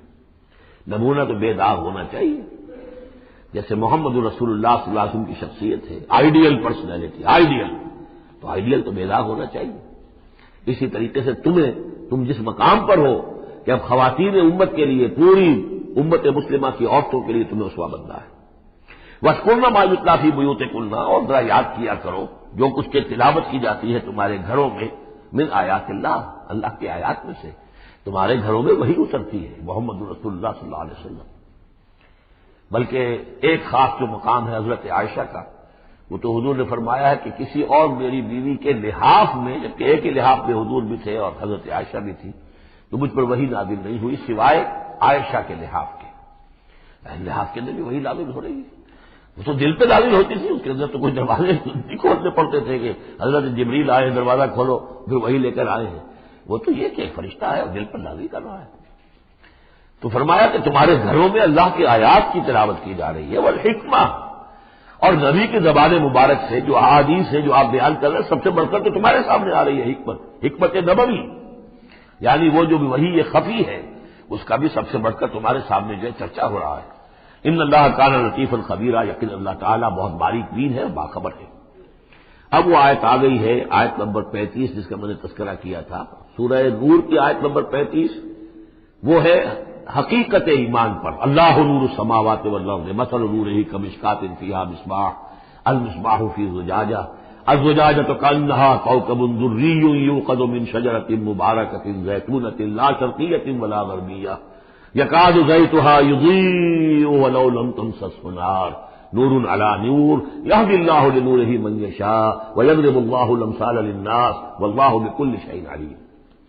یہ ایک آیت ہے، بڑی آیت ہے. ایمان کی ماہیت، ایمان کی حقیقت، ایمان کے اجزاء ترکیبی. اب اس ایمان کا ظہور جو انسانی شخصیت میں ہوتا ہے، اور اس کو اب یہاں پہ 10 صفات جو ہے گنوائی گئی ہے. لیکن چونکہ یہاں پہ اس سورہ مبارکہ کا بھی اور سورہ نور کا بھی، جیسا کہ ان دونوں کا مضمون یہ ہے کہ وہ جو معاشرتی اصلاح، ان میں خواتین جو ہیں ان کے مسائل کو خاص طور پہ لایا جا رہا ہے. تو عام طور پر تو قرآن میں یہ ہے کہ جو حکم بھی ہے وہ مذکر کے سیغے میں آ جاتا ہے، مردوں سے خطاب کر کے، لیکن عورتیں بھی اس کی مخاطب ہیں. اسے برصغیر تغلیب کہتے ہیں، قاعدہ ہے. ایک بظاہر خطاب ہے اقیم الصلاح، مذکر کا سیغہ ہے، لیکن یہ خطاب جو ہے یہ عورتوں سے بھی ہے. اللہ یہ کہ ابھی ہم نے پڑھا اقیمنا الصلاۃ، یہ یہاں مؤنث کے اس میں بھی آ گیا، لیکن عام طور پر قرآن میں جو آیا ہے وہ تو مذکر کا سیغہ ہے. لیکن یہاں آپ دیکھیں گے کہ ان کیفیات کو اور خصوصیات کو، جو ایمان کے ثمرات اور نتائج ہیں، ان کو دوہرا کر مردوں اور عورتوں کے لیے علیحدہ بالکل پوری صراحت کے ساتھ. ان المسلمین والمسلمات، یقیناً مسلمان مرد اور مسلمان عورتیں، یعنی اطاعت کر لینے والی، سر تسلیم قلب کرنے والے مرد اور عورتیں، والمومنین والمومنات، اور مومن مرد اور مومن عورتیں، والقانتین والقانتات، اور فرما بردار مرد اور فرما بردار عورتیں، والصادقین والصادقات، اور راست باز مرد اور راست باز عورتیں، صدق قول بھی، صدق مقال اور صدق عمل، صدق کردار، والصابرین والصابرات، اور صبر کرنے والے مرد اور صبر کرنے والی عورتیں، والخاشعین والخاشعات، اور اللہ کے سامنے جھکے رہنے والے مرد اور جھکے رہنے والی عورتیں، والمتصدقین والمتصدقات، اور اللہ کے لیے صدقہ دینے والے مرد اور صدقہ دینے والی عورتیں، والصائمین والصائمات، اور روزہ رکھنے والے مرد اور روزہ رکھنے والی عورتیں، والحافظین فروجہم والحافظات، اور اپنے شرمگاہوں کی حفاظت کرنے والے مرد اور اپنی شرمگاہوں کی حفاظت کرنے والی عورتیں، والذاکرین اللہ کثیرا والذاکرات، اور کثرت کے ساتھ اللہ کا ذکر کرنے والے مرد اور ذکر کرنے والی عورتیں، اعد اللہ لہم مغفرۃ واجرا عظیما، اللہ تعالیٰ نے ان سب کے لیے مغفرت اور بہت بڑا اجر تیار کر رکھا ہے۔ اللہم ربنا اجعلنا منہم، اللہم ربنا اجعلنا منہم۔ اب وہ مسئلہ آ رہا ہے کہ جس کی تمہید ہوئی تھی پہلے رکوع میں، حضرت زینب رضی اللہ تعالی عنہ سے حضور کی شادی کا معاملہ، اور اس سے پہلے حضور کے کہنے کی وجہ سے حضرت زینب کا نکاح جو حضرت زید بن حارثہ سے ہوا، پھر زید بن حارثہ رضی اللہ تعالیٰ عنہ نے جو ان کو طلاق دینی چاہی، تو حضور کے دل میں جو یہ خیال ہوا کہ میں نے پہلے تو حکم دے کر نکاح پر مجبور کیا، اب اگر یہ داغ لگ جاتا ہے زینب کو تو گویا کہ پھر تو ایک ہی شکل رہ جائے گی اس کی دلجوئی کی، تلافی کی، کہ میں خود نکاح کروں۔ اب میں خود نکاح کروں گا تو چونکہ زید میرا منہ بولا بیٹا رہا ہے پہلے، ایک طوفان کھڑا ہوگا، حالانکہ اس میں بات کوئی نہیں تھی، لیکن یہ کہ حضور نے اس کی وجہ سے یہ سمجھا کہ یہ مصلحت کے خلاف ہوگا، تو اسی گویا کہ آپ اسی ششپنج میں تھے کہ آیات نازل ہو گئی۔ پہلی آیت میں تذکرہ ہے اس کا کہ جو حضور کے کہنے کی بنا پر حضرت زینب اور ان کے بھائی آمادہ ہوئے نکاح پر، ورنہ وہ آمادہ نہیں تھے زید بن حارثہ سے نکاح پر۔ وما كان لمؤمن ولا مؤمنة اذا قضى الله ورسوله امرا ان يكون لهم الخيرة من امرهم، یہ کسی بھی مومن مرد اور کسی بھی مومن عورت کے لیے یہ روا نہیں ہے کہ جب اللہ اور اس کا رسول کسی شے کا فیصلہ کر دیں تو پھر بھی انہیں یہ خیال ہو کہ ہمارے پاس آپشن باقی ہے، ہمیں اختیار حاصل ہے۔ وَمَن يَعْصِ اللَّهَ وَرَسُولَهُ فَقَدْ ضَلَّ ضَلَالًا بَعِيدًا، جو اللہ اور اس کے رسول کی نافرمانی کریں گے انہوں نے تو گویا کہ بہت بڑی گمراہی جو ہے وہ حاصل کر لی۔ یہ گویا کہ ایک تو یہ کہ اس کو عام ہم لیں گے تو یہ ہر معاملے کے اوپر ہے کہ اللہ اور اس کے رسول کے فیصلے کے بعد پھر میں یہ سمجھوں کہ میرے پاس کوئی آپشن ہے تو اس کا مطلب ہے کہ میں اللہ کا انکار کر رہا ہوں، رسول کا انکار کر رہا ہوں۔ پس منظر میں وہی ہے کہ حضور کی فرمائش جو تھی ابتداءً تو چونکہ امیمہ ابن عبد المطلب حضور کی پھپھی تھی جن کی بیٹی ہیں حضرت زینب، اب یوں سمجھیے کہ قریش کا اونچا خاندان ہے، اور ادھر یہ ہے کہ حضرت زید بن حارثہ غلام رہے ہیں، اگرچہ تھے شریف خاندانوں میں سے عرب کے، لیکن کبھی انہیں کہیں پکڑ کر کہیں کسی نے لا کر غلام بنا کر بیچ لیا تھا تو داغ تو لگ گیا غلامی کا، اور اس معاشرے میں وہ داغ پھر دھلتا نہیں تھا ایک دفعہ لگ جانے کے بعد۔ تو اس وجہ سے اب انہوں نے حضور کے لیے، حضور کے فرمانے کی وجہ سے نکاح کیا، اس کے بعد نہیں ان کی نبھی آپس میں، اور اس میں گمان غالب یہی ہے کہ حضرت زینب انہیں وہ نہیں دے سکی احترام اور ادب اور ان کی مرضی پر چلنے کا معاملہ، جیسا کہ ایک عورت کو فالصالحات قانتات حافظات للغیب جو رویہ ہونا چاہیے، اب وہ اپنے جذبات اور احساسات کے اوپر اس درجے جو ہے وہ کنٹرول نہ کر سکی، لہذا ان کے مابین جو ہے وہ موافقت نہیں ہوئی۔ تو حضرت زید نے کئی دفعہ کہا کہ حضور میں پھر ان کو فارغ کر دینا چاہتا ہوں، طلاق دینا چاہتا ہوں۔ استقول للذی انعم اللہ علیہ وانعمت علیہ امسک علیک زوجک، اے نبی جب آپ کہتے تھے اب اس شخص سے کہ جس پر اللہ نے بھی انعام فرمایا اور آپ نے بھی انعام فرمایا، آپ نے اسے آزاد کر دیا، اپنا منہ بولا بیٹا بنایا تھا، یہ دوسری بات ہے کہ اللہ نے وہ بات ختم کر دی، یہ تو زید بن محمد کہلاتا تھا، اب یہ زید بن حارثہ رہ گیا دوبارہ۔ آپ اس سے کہتے رہے ہم سے کلیک زوجک، نہیں اپنی بیوی کو روکے رکھو، گھر میں آباد رکھو، ذرا اور کوشش کرو، ذرا اور کہ مزاجوں کی موافقت ہو جائے، واتقی اللہ، اللہ سے ڈرو، اللہ کا تقوی اختیار کرو، وتخفی فی نفسک ما اللہ مبدیہ، اور آپ اپنے دل میں چھپائے ہوئے تھے وہ بات جس کو کہ اللہ تعالیٰ اللہ مبدی جسے اللہ تعالیٰ کھولنا چاہتا ہے، وتخشی الناس، آپ لوگوں سے ڈر رہے تھے، واللہ احق ان تخشاہ، جبکہ آپ زیادہ حقدار ہے اس کا کہ آپ اس سے ڈرے۔ فلما قضى زید منها وطرا، تو جب زید نے اس سے آخری قطع تعلق کر لیا، یعنی طلاق بھی دے دی اور پھر عدت بھی پوری ہو گئی، زوجناکہا، اے نبی ہم نے تزویج کر دی ہے اس کی تمہارے ساتھ، زوجہ بنا دیا ہے، ہم نے نکاح کر دیا ہے۔ حضرت زینب پھر یہ کہا کرتی تھی دوسری ازواج مطہرات سے، فخر کرتی تھی کہ تمہارے نکاح سب کے جو ہے زمین پر ہوئے، میرا نکاح آسمان پر ہوا ہے۔ جب حضور نے شادی کی ان سے پھر تو اللہ نے نکاح کیا، اللہ نے نکاح پڑھایا ہے۔ زوجناکہا، ہم نے اسے آپ کی زوجیت میں دے دیا، کہ لا یکون علی المؤمنین حرج فی ازواج ادعیائہم، تاکہ یہ آئندہ کے لیے یہ جاہلی رسم کا خاتمہ ہو جائے اور منہ بولے بیٹوں کی بیویوں کے بارے میں اہل ایمان پر کوئی تنگی نہ رہے۔ منہ بولا بیٹا تھا، اس کی بیوی تھی، بیٹا فرض کیجیے فوت ہو گیا وہ، تو اس کی بیوی سے وہ بیوہ ہو گئی ہے، تب آپ شادی کر سکتے ہیں۔ اسی طریقے سے اگر وہ اس کو طلاق دے دی ہے شادی کر سکتا ہے۔ یہ محرمات ابدیہ میں سے نہیں ہے، محرمات ابدیہ کی فہرست سورہ نساء کے اندر آ چکی ہے۔ وکان امر اللہ مفعولا، اور یہ تو اللہ کا وہ فیصلہ تھا کہ جو بہرحال پورا ہو کر رہنا تھا۔ یہ سب کچھ جو ہوا ہے نبی، اس میں بھی ہماری حکمت تھی، مصلحت تھی۔ کسی اور کے ذریعے سے یہ بات ہوتا تو یہ رسم ٹوٹتی نہ۔ بعض چیزیں رسمیں ایسی ہوتی ہیں کہ اتنی گہری ہوتی ہیں، ان کے اوپر لوگوں کا اتنا جو وثوق ہوتا ہے، یہ تو جب تک آپ کے ذریعے سے یہ رسم جو ہے غلط نہ ٹوٹتی تو اس کے ٹوٹنے کا امکان نہیں تھا۔ ہم نے اس کے لیے یہ سارا معاملہ کیا ہے۔ ما کان علی النبی من حرج فیما فرض اللہ لہ، نبی پر کوئی حرج نہیں ہے، کوئی مذائقہ نہیں ہے اس چیز میں جو اللہ نے اس کے اوپر عائد کر دی ہے، فرض کر دی ہے۔ سنت اللہ فی الذین خلوا من قبل، اور یہ اللہ کا وہ طریقہ ہے جو ان لوگوں کے بارے میں رہا جو پہلے گزر چکے، اللہ کے نبیوں کے ساتھ، رسولوں کے ساتھ اللہ کا یہ معاملہ رہا ہے۔ وکان امر اللہ قدرا مقدورا، اور یہ تو اللہ کا وہ معاملہ تھا کہ جو گویا کہ طے تھا، مقرر ہو چکا تھا، ہماری مشیت میں یہ پہلے سے طے تھا۔ الذین یبلغون رسالات اللہ، وہ اللہ کے نبی کہ جو اللہ کے پیغامات کو پہنچانے پر مامور ہوتے ہیں، وَيَخْشَوْنَهُ، اور صرف اسی سے ڈرتے ہیں، وَلَا يَخْشَوْنَ أَحَدًا إِلَّا اللَّهَ، اور نہیں ڈرتے کسی اور سے اللہ کے سوا، وَكَفَىٰ بِاللَّهِ حَسِيبًا، اور اللہ تعالیٰ کافی ہے کفایت کرنے والا یا حساب لینے والا۔ مَا كَانَ مُحَمَّدٌ أَبَا أَحَدٍ مِّن رِجَالِكُمْ، دیکھو محمد تم میں سے کسی مرد کے باپ نہیں ہے۔ حضور کو اللہ تعالیٰ نے اولاد نرینہ نہیں دی، جو دی تھی بچپن ہی میں اسے اٹھا لیا۔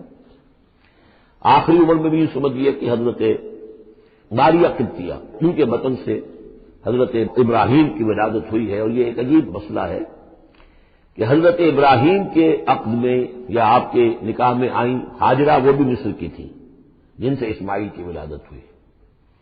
اسماعیل کی نسل میں حضور ہے صلی اللہ علیہ وسلم، پھر مصر ہی سے ایک ماریہ قبطیہ آ رہی ہے، اور ان کے بطن سے جو بیٹا ہوا اس کا نام حضور نے ابراہیم رکھا، اور حضور کو بہت محبوب بھی تھا، لیکن وہ بہت ہی چھوٹا سا تھا، بچپن میں ہی فوت ہو گیا ہے، اور حضور کو اس کا افسوس بھی ہوا۔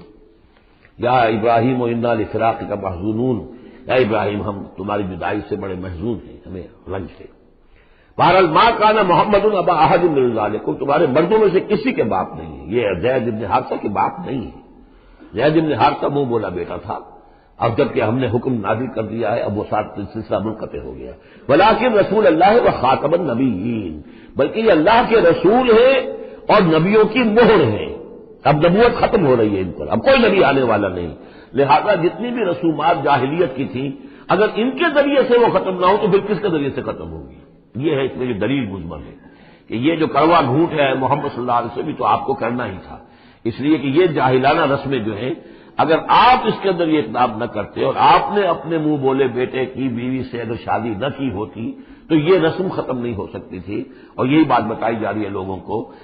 ما کان محمد ابا احد من رجالکم ولکن رسول اللہ و خاتم النبیین، وہ تو اللہ کے رسول ہیں اور خاتم النبیین۔ اب اس میں بڑا باریک نقطہ ہے، وہ نوٹ کر لیجئے۔ رسالت حضور کی دائم و قائم ہے، چل رہی ہے ابھی تک۔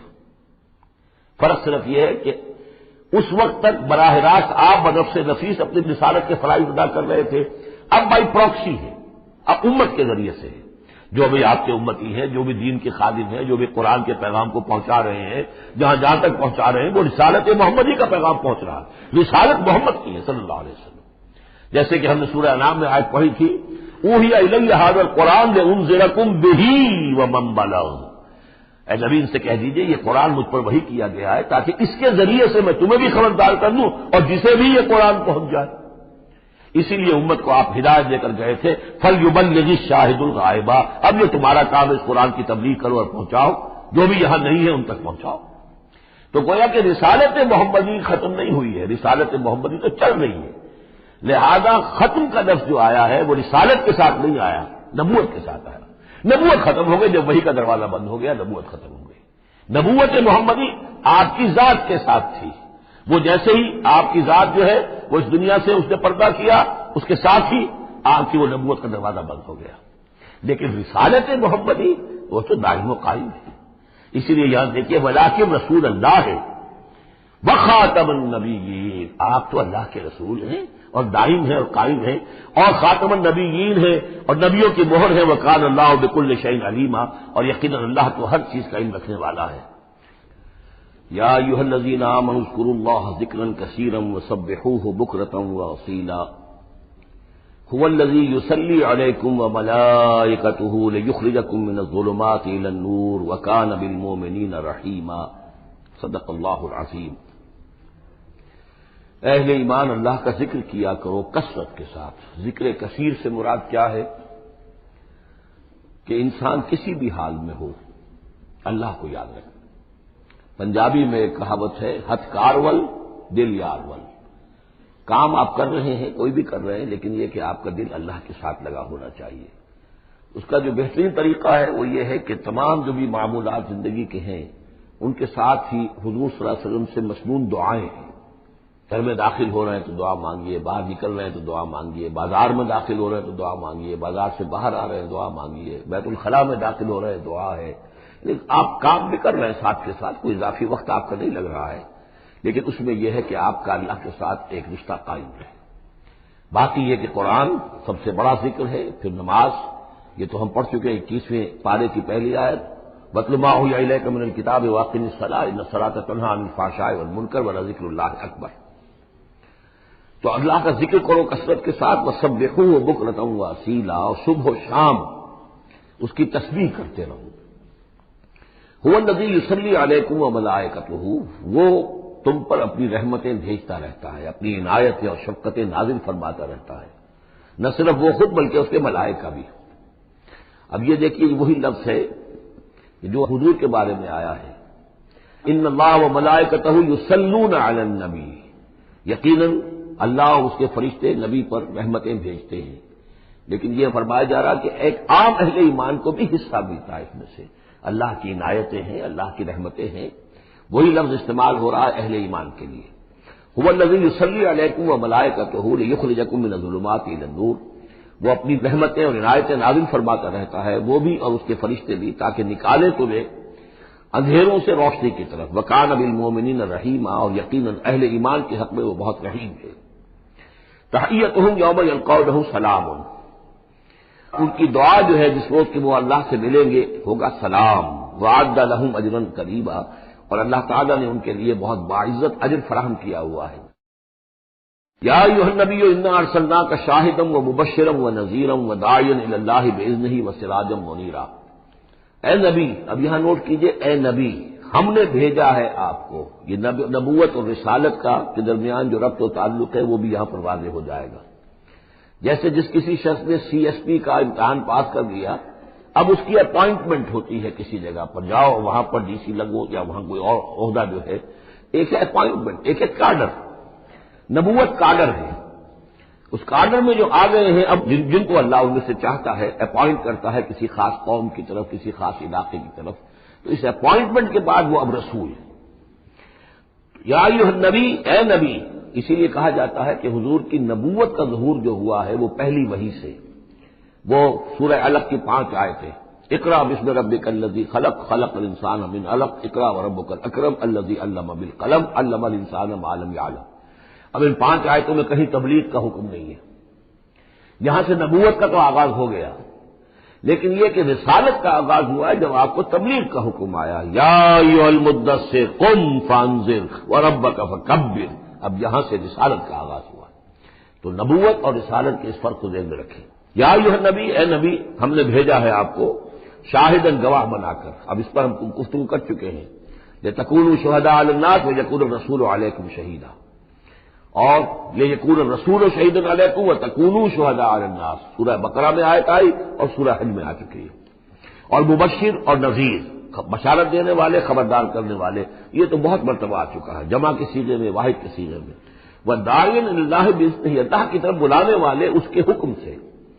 یعنی ایک داعی اور بھی ہوتا ہے جو اللہ کا کوئی بندہ ہے، کوئی صوفیاء میں سے ہے، کوئی اللہ کا نیک آدمی، وہ بھی لوگوں کو بلا رہا ہے اللہ کے راستے کی طرف. لیکن نبی رسول کا کام یہ ہو جاتا ہے کہ وہ اس پر مامور ہے کہ وہ بلائے. اس میں زمین و آسمان کا فرق ہے کہ ایک ہے کہ حفظان صحت کے اصولوں پر تمام شہریوں کو خیال رکھنا چاہیے، عمل کرنا چاہیے، گلیوں میں گندگی نہ ہو، یہ نہ ہو، وہ نہ ہو، یہ تو گویا کہ اصول شہریت میں سے. ایک محکمہ ہے جو قائم کیا گیا اسی کام کے لیے، وہ تو مامور ہے، وہ تو تنخواہ اسی کی لیتے ہیں، لہذا وہ ہم وقت اسی کام کے اوپر لگے ہوئے ہیں. تو اسی طریقے سے دفاع وطن ہے، ویسے تو ہر شہری کا فرض ہے کہ اس کے لیے اپنے آپ کو ہر وقت تیار رکھے، لیکن ایک فوج آپ نے تیار کی ہوئی ہے جو اسی کام کے لیے. تو رسول تو گویا کہ وہ پھر داعی اللہ باذن ہی، اللہ کے حکم سے مامور من اللہ ہو کر پھر وہ دعوت دیتا ہے. وسراجا منیرا، اور آپ کو ایک بہت روشن چراغ بنا دیا، چراغ ہدایت. وبشر المؤمنین بان لهم من اللہ فضلا کبیرا، اور اہل ایمان کو آپ بشارت دے دیجئے کہ ان کے لیے اللہ کی طرف سے بہت بڑا فضل ہے. ولا تطع الکافرین والمنافقین ودع اذاهم، اور آپ ان کافروں اور منافقوں کی باتیں نہ مانیے، ان کی طرف دھیان بھی مت دیجیے. ودع اذاهم، اور وہ جو کچھ بھی اذیت آپ کو دینا چاہ رہے ہیں، تکلیف پہنچا رہے ہیں، کوفت پہنچا رہے ہیں، دفع کیجیے ان کی ایذاؤں کو. وتوکل علی اللہ، اللہ تعالیٰ پر توکل کیجیے. وکفی باللہ وکیلا، اللہ کافی ہے آپ کے لیے سہارا، اور آپ کی مدد کرنے کے لیے اللہ کافی ہے. یہ کچھ نہیں بگاڑ سکیں گے، جو چاہے اسکینڈل اٹھا لیں، جو چاہے آپ کے خلاف سازشیں کر لیں، آپ کا بال بیکا نہیں کر سکیں گے. یا ایھا الذین آمنوا اذا نکحتم المؤمنات ثم طلقتموهن من قبل ان تمسوهن، اب ایک حکم یہاں پر طلاق کے ضمن میں بھی آ رہا ہے. پہلے آ چکا ہے کہ اگر نکاح ہو چکا ہے کسی سے اور کوئی مہر مقرر نہیں ہوا تھا، لیکن پھر بھی طلاق اگر دے دی ہے تو بہرحال اسے کچھ نہ کچھ مہر جو ہے وہ دے دلا کے رخصت کرنا چاہیے. اور اگر ملاقات سے قبل نکاح دی ہے، مہر طلاق دے دی ہے، مہر مقرر ہو چکا تھا تو آدھا مہر دینا ہوگا. اب یہاں مسئلہ رہا عدت کا. یا ایھا الذین آمنوا، اہل ایمان، اذا نکحتم المؤمنات، جب تم مومن خواتین سے نکاح کرو، ثم طلقتموهن من قبل ان تمسوهن، پھر کوئی سبب ایسا ہو جائے کہ اس سے پہلے کہ تمہاری ان سے ملاقات ہو، تم انہیں چھو، انہیں تم طلاق دے دو، فما لکم علیہن من عدۃ تعتدونها، تو پھر تمہارا کوئی حق نہیں ہے کہ وہ عورت جو ہے عدت کرے اور اس کو تم عدت پوری کرواؤ اس سے، اس لیے کہ تمہاری ملاقات ہی نہیں ہوئی، کوئی سوال ہی پیدا نہیں ہوتا کہ اس کے رحم میں کوئی بچہ جو ہے اللہ تعالیٰ نے اس کو تخلیق فرما دیا ہو. لہذا عدت تو اس لیے ہوتی ہے کہ یہ بات پوری طریقے سے واضح ہو جائے کہ اس معاملے میں سابق شوہر سے اس کے وطن میں کوئی حمل نہیں ہے. ومتعوہن، تو انہیں کچھ دے دلا کر رخصت کرو. وسرحوہن سراحا جمیلا، اور اپنے ہاتھ سے رخصت کرنا ہو تو بڑی خوبصورتی کے ساتھ رخصت کرو. یا ایھا النبی انا احللنا لک ازواجک اللاتی آتیت اجورہن، اے نبی ہم نے آپ کے لیے حلال ٹھہرایا ہے آپ کی ان تمام ازواج مطہرات کو جنہیں آپ نے باقاعدہ مہر دیا ہے. وما ملکت یمینک، اسی طرح جو آپ کی ملک یمین ہے، بانیاں ہیں، لونیاں ہیں. مما افاء اللہ علیک، جو اللہ تعالیٰ نے آپ کو فے کے طور پر دے دی ہوں. جیسے آپ کو معلوم ہے کہ یہ ماریہ قبطیہ جو آئی تھی رضی اللہ تعالیٰ عنہ، یہ بھی جو مقوقس تھا مصر کا حکمران، اس نے ہدیے کے طور پر بھیجی تھی. وہ بناتے امنے کا، وہ بناتے اماتے کا، اسی طرح آپ کے لیے نکاح کرنا جائز ہے اپنی چچا کی بیٹیوں سے اور اپنی پھپھیوں کی بیٹیوں سے. وہ بناتے خالے کا، اور اپنے ماموں کی بیٹیوں سے. وہ بناتے خالاتے کا، اپنی خالاؤں کی بیٹیوں سے. اللاتی ہاجرن معک، جنہوں نے آپ کے ساتھ ہجرت کی ہے. وہ امرأۃ مومنۃ، اسی طرح ایک مومن عورت وہ بھی آپ کے لیے حلال ہے کہ آپ اس سے نکاح کریں. ان وہبت نفسہا للنبی، اگر وہ ہبہ کر دیتی ہے اپنا نفس نبی کو، یعنی وہ مہر بھی نہیں مانگتی، وہ کہتی کہ میں اپنے آپ کو ہبہ کر رہی ہوں. ان اراد النبی ان یستنکحھا، اگر نبی کا ارادہ ہو کہ وہ ان سے نکاح کرے. خالصۃ لک من دون المؤمنین، یہ جو ہے رعایت آپ کو دی گئی ہے تمام اہل ایمان سے علیحدہ رکھ کر، یعنی تمام اہل ایمان کے لیے زیادہ سے زیادہ 4 کی قید ہے، لیکن آپ کے لیے یہ سب جو آپ کے گھروں میں آباد ہیں یہ سب جائز ہے. ان میں سے کسی کو بھی آپ طلاق نہیں دیں گے، اور 4 کی جو قید ہے وہ آپ پر نہیں ہے. قد علمنا ما فرضنا علیہم من ازواجہم، ہمیں خوب معلوم ہے کہ ہم نے عام مسلمانوں پر کیا کیا چیزیں ان کی بیویوں کے ضمن میں فرض کی ہیں، لازم کی ہیں. ایک وقت میں 4 سے زیادہ کا نکاح نہیں ہو سکتا. وما ملکت ایمانہم، اسی طریقے سے جو ان کی لونیاں مانیاں ہیں ان کے بارے میں بھی ہم نے کیا کیا قواعد و ضوابط کا انہیں پابند کیا ہے، لکہ لا یکون علیک حرج، تاکہ آپ پر کوئی تنگی نہ ہو، وکان اللہ غفور الرحیم، اللہ غفور الرحیم ہے۔ اصل میں حضور کا جو تعدد ازدواج کا معاملہ اس میں کئی مصلحتیں تھیں۔ ایک مسئلہ تو یہ بھی تھی، مثلا یہ کہ حضرت عائشہ صدیقہ رضی اللہ تعالی عنہا سے نکاح کی جو مسئلہ سب سے بڑی یہ سامنے آتی ہے کہ وہ بیوہ ہو گئی ہیں جبکہ ابھی جوان تھی، کل 18 برس کی عمر تھی جبکہ بیوہ ہو گئی ہیں، لیکن انہیں پھر طویل وقت ملا ہے، وہ معلمہ امت بن گئی ہیں۔ خواتین کے لیے تو وہی معلمہ ہے، جو بھی زر و شوق کے تعلقات ہوتے ہیں اس میں خواتین آ کر مسئلہ پوچھتی تھی تو ام المومنین صدیقہ رضی اللہ تعالیٰ انہیں بتاتی تھی۔ تو طویل امت اس لیے کہ امت کے لیے تعلیم کا کوئی اور نظام تو نہیں تھا۔ اسی طرح عرب کا جو معاشرہ تھا قبائلی معاشرہ تھا، اس میں یہ ہوتا تھا کہ کوئی بڑی شخصیت جو ہے اس کے دوسرے جو قبائل ہیں ان کے سرداروں وغیرہ سے کوئی رشتہ داری اگر ہو جائے تو اس سے بھی ایک تقویت حاصل ہوتی تھی اس نظام کو۔ تو یہ مختلف اسباب سے حضور کے لیے خاص طور پر یہ رعایت جو ہے کی گئی ہے کہ جو عام مسلمانوں کے لیے نہیں ہے۔ وکان اللہ غفور الرحیم، یقین اللہ غفور الرحیم ہے۔ ترجی من تشاء منہن وتؤوی الیہ من تشاء، اور پھر یہ بھی کہ آپ کر سکتے ہیں کہ ان میں سے جس کو چاہیں ذرا اپنے سے دور کر دیں اور جس کو چاہیں اپنے قریب لے آئیں، یعنی وہ مساوات بھی حضور پر لازم نہیں تھی، اگرچہ حضور نے کی ہے لیکن وہ مساوات حضور پر لازم نہیں تھی، اس لیے کہ آپ کو یہ اجازت دی گئی تھی کہ اگر اپنی ازواج مطہرات میں سے کسی کو ذرا فاصلے پر کر دیں، ذرا اس سے اپنا وقت وغیرہ دینا کم کر دیں تو کوئی حرج نہیں تھا، آپ پر کوئی اس کی ملامت نہیں تھی اللہ کی طرف سے۔ کسی کو زیادہ آپ اپنے پاس رکھیں یا زیادہ اس کے پاس ٹھہریں تو اس میں بھی کوئی پابندی آپ پر نہیں تھی، صاف اجازت دی گئی ہے۔ ترجی من تشاء، جو دور ذرا کر دے اپنے سے جس کو چاہے، وتؤوی الیک من تشاء، اور جس کو چاہے وہ اپنے پاس قریب کر لو، ومن ابتغیت ممن عزلت، اور جسے آپ نے کہیں ذرا سا اپنے سے پرے کر دیا ہو اگر انہیں دوبارہ قریب اپنے لانا چاہو فلا جناح علیک، تو اس میں بھی آپ پر کوئی حرج نہیں ہے۔ ذالک ادنیٰ ان تقر اعینہن، یہ زیادہ قریب تر ہے اس سے کہ ان کی آنکھیں بھی ٹھنڈی رہیں، ولا یحزن، اور وہ رنجیدہ نہ ہو، یعنی ایسا نہ ہو کہ کسی اپنی زوجہ محترمہ سے آپ ذرا زیادہ دیر کے لیے جو ہے وہ دور رہیں، ایسا بھی نہیں ہونا چاہیے، ان کی بھی آنکھوں کی ٹھنڈک رہنی چاہیے۔ وَيَرْضَيْنَ بِمَا آتَيْتَهُنَّ كُلُّهُنَّ، اور تاکہ وہ سب کی سب راضی رہیں ان چیزوں سے جو آپ انہیں دیتے ہیں۔ حضور کا معاملہ یہ تھا کہ آپ نے کامل مساوات برتی ہے، ناپ تول کے ساتھ، نان نفقہ سب کا برابر، وقت اپنا سب کے ساتھ برابر، باریاں مقرر ہیں اور باریوں پہ ہی آپ شب باشی فرماتے تھے، آج ان کے پاس ہے، کل ان کے پاس ہے، پرسوں ان کے پاس ہے۔ ایک وقت آپ نے رکھا تھا جب مدینے میں آپ ہوتے تھے تو عصر اور مغرب کے درمیان چند منٹ کے لیے 5-5 7-7 منٹ کے لیے آپ سب کے ہاں ہو آتے تھے تاکہ سب سے اس روز کی ملاقات ہو جائے۔ باقی یہ ہے کہ شام کو شب باشی، ظاہر بات ہے رات کو کہ ایک کے ہاں ہوتی تھی، اور ہر چیز کے اندر جو ہے حضور نے صلی اللہ علیہ وسلم پوری مساوات کی ہے، اور اس پر بھی آپ کہتے تھے اللہم ھذا قسمی فیما املک، اے اللہ جو چیزیں میرے اختیار میں ہیں جن میں ناپ تول ہو سکتا ہے اس میں تو میں نے برابر کی تقسیم کر دی ہے، فلا تلمنی فیما تملک ولا املک، تو اللہ مجھے اس پر ملامت نہ ہو کہ جو میرے اختیار میں نہیں بلکہ تیرے اختیار میں، یعنی میرا دلی رجحان اگر ان میں سے کسی ایک طرف زیادہ ہے تو ظاہر بات ہے انسان کو اس کے اوپر اختیار نہیں ہے، اور یہ سورہ نساء میں آ بھی چکا ہے کہ یہ معاملہ تو تم چاہو بھی تو اس میں تمہارے لیے ممکن ہی نہیں ہے کہ اس قلبی رجحان کو بھی برابر تقسیم کر سکو، یہ تمہارے اختیار میں نہیں ہے، تو ظاہر بات ہے اس کے اوپر اللہ تعالیٰ کی طرف سے بات کچھ بھی نہیں ہے۔ واللہ یعلم ما فی قلوبکم، اللہ جانتا ہے جو کچھ کہ تمہارے دلوں میں ہے، وقال اللہ علیم حکیمہ، اللہ علیم اور حکیم ہے۔ لا یحل لک النساء من بعد، لیکن اب اس کے بعد جتنے بھی نکاح آپ کر چکے ہیں اب آپ کے لیے کوئی اور نکاح کرنا جائز نہیں ہے۔ یہ صورتحال بس اب فل سٹاپ لگ گیا ہے، اب نہ تو ان میں سے کسی کو آپ طلاق دیں گے اور نہ ہی مزید کوئی شادی کریں گے، ولا ان تتبدل بہن من ازواج، اور نہ یہ کہ آپ ان میں سے کسی کی جگہ کسی اور کو لائیں گے، ولو اعجبک حسنہن، خواہ آپ کو وہ بہت پسند بھی آئی ہو، اگر کسی خاتون کی طرف آپ کی رغبت ہو بھی گئی ہو بالبناء طب بشری تو اب آپ کو مزید نکاح کی اجازت نہیں ہے۔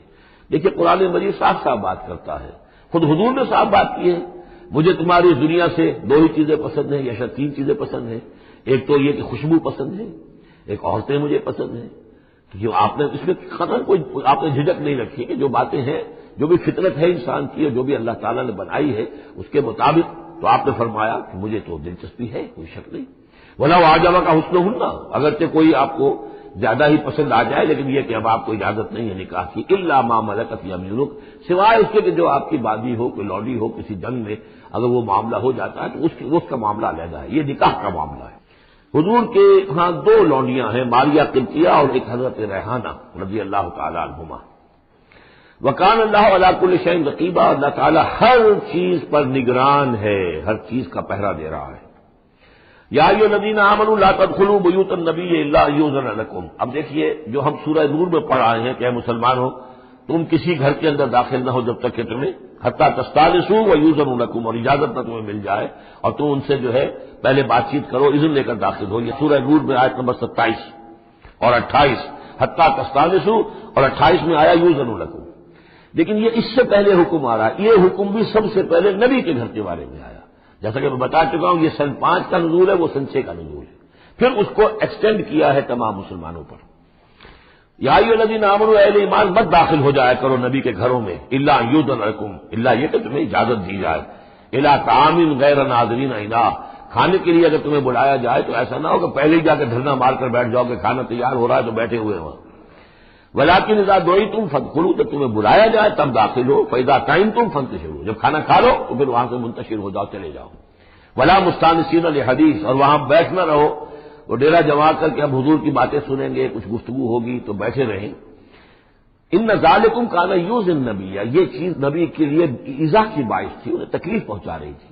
وہی جو پرائیویسی ہے گھر کی، اب اس میں یہ ہے کہ کوئی آ گیا ہے اور دھرنا مار کے بیٹھا ہوا ہے، حضور کی مروت ہے، حضور شرافت کی وجہ سے کچھ کہہ بھی نہیں سکتے ہیں، اور ظاہر بات ہے وہ کوئی ایک ایک کنال کے اور ایک ایک ایکڑ کے گھر تو تھے نہیں، وہ چھوٹا سا کوئی ایک حجرہ ہے۔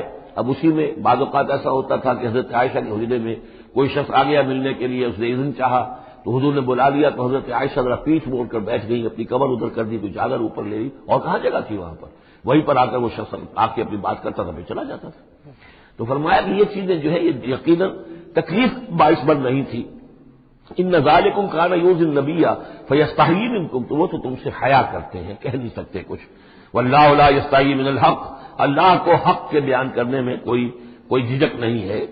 وَإِذَا سَأَلْتُمُوهُنَّ مَتَاعًا فَاسْأَلُوهُنَّ مِن وَرَاءِ حِجَابٍ، اب یہ پہلی مرتبہ لفظ حجاب آیا ہے قرآن میں۔ جب تمہیں نبی کی بیویوں سے کوئی چیز مانگنی ہو تو پردے کی اوٹ سے مانگو۔ یہ گویا کہ اس پردے اور حجاب کے لیے پہلا حکم آیا ہے کہ دروازوں کے اوپر پردے ڈال دیے جائیں، اور یہ کہ پردے کے پیچھے سے رو در رو ہو کر نہیں، ایک دوسرے کے آمنے سامنے ہو کر نہیں، پردے کے پیچھے سے مانگو۔ یہاں سے حجاب کا سلسلہ اب شروع ہوا۔ ذالک اطہر لقلوبکم وقلوبہن، یہی زیادہ پاکیزہ طرز عمل ہے تمہارے دلوں کے لیے بھی، ان کے دلوں کے لیے بھی۔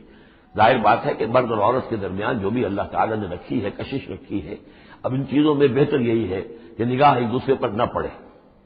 وما کان لکم ان تؤذوا رسول اللہ، اور تمہارے لیے یہ بالکل جائز نہیں ہے کہ تم اللہ کے رسول کو ایذا پہنچاؤ۔ اصل میں اس مسئلے میں ایک بات اور بھی سمجھ لیجیے، حضور کے ساتھ معاملہ خاص نہیں تھا۔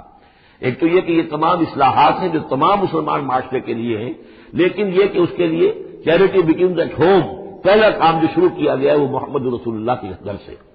لیکن ایک دوسرا مسئلہ بھی ہے کہ جو منافق تھے اور ان میں سے جو شریر تھے وہ طاق میں رہتے تھے کہ کچھ اسکینڈل اٹھائیں حضور صلی اللہ علیہ وسلم کے گھر کے بارے میں۔ اب ظاہر بات ہے کہ حضور کے یہاں اتنی ازواج مطہرات تھیں، جب بعد میں آپ سوچئے کہ کسی کے دل میں یہ بھی آ سکتا ہے، جیسے فرض کیجئے کر کہہ رہا ہوں، حضرت عائشہ جوانی تھی جب کہ حضور کا انتقال ہوا، تو کسی طرف سے ایسی بات بھی آ سکتی تھی کہ ٹھیک ہے آپ ابھی اس وقت تو حضور کے گھر میں آپ آباد ہیں، لیکن یہ ہے کہ بہرحال اب حضور کو کا انتقال ہونا ہے، پھر میں آپ سے شادی کر لوں گا، کوئی ایسا پیغام دے کر، تاکہ یہ کہ نقب لگانے کا ایک موقع مل جائے، گھر گھر کے اندر محمد کے گھر میں نقب لگائے۔ اس اعتبار سے خاص طور پر ضرورت تھی کہ اس معاملے میں حضور کے گھر والوں کا معاملہ جو ہے اس کے اندر وہ احتیاطی اقدامات کیے جائیں۔ ما کان لکم ان تؤذوا رسول اللہ، تمہاری روا نہیں ہے کہ اللہ کے رسول کو تم ایذا پہنچاؤ، ولا ان تنکحوا ازواجہ من بعدہ ابدا، یہاں وہ روک لگا دی، اور نہ یہ جائز ہے تمہارے لیے کہ تم اس کی بیویوں سے ان کے بعد نکاح کرو کبھی بھی، یہ بین، کیونکہ ویسے بھی وہ ازواجہ امہاتہم، اس کی جو بیویاں ہیں حضور کی وہ تو تمہاری اہل ایمان کی مائیں ہیں، وہ ایک درجہ وہ بھی آ گیا، اب خاص صراحت کے ساتھ بھی کہہ دیا ولا ان تنکحوا ازواجہ من بعدہ ابدا، حضور کی ازواج کے لیے چونکہ اس کا کوئی امکان نہیں تھا، اسی لیے حضور کسی کو طلاق نہیں دے سکتے تھے، طلاق دے تو ظاہر بات ہے وہ کسی اور سے تو نکاح کر نہیں سکتی۔ یہی وجہ ہے کہ تعدد ازدواج کا معاملہ حضور کے لیے زیادہ ایکسٹینڈ کر دیا گیا۔ ان ذالکم کان عند اللہ عظیما، اور یہ چیز اللہ کے نزدیک بہت بڑی ہے۔ تو تو اس سے یہ کہ اگر کسی کے لیے کسی کے دل میں کسی خبیث کے دل میں کوئی خیال ایسا آ بھی رہا ہو تو اب یہاں یہ کہ اس کی روک لگ گئی کہ یہ بات جو ہے یہ دروازہ یہ ہمیشہ کے لیے بند ہے۔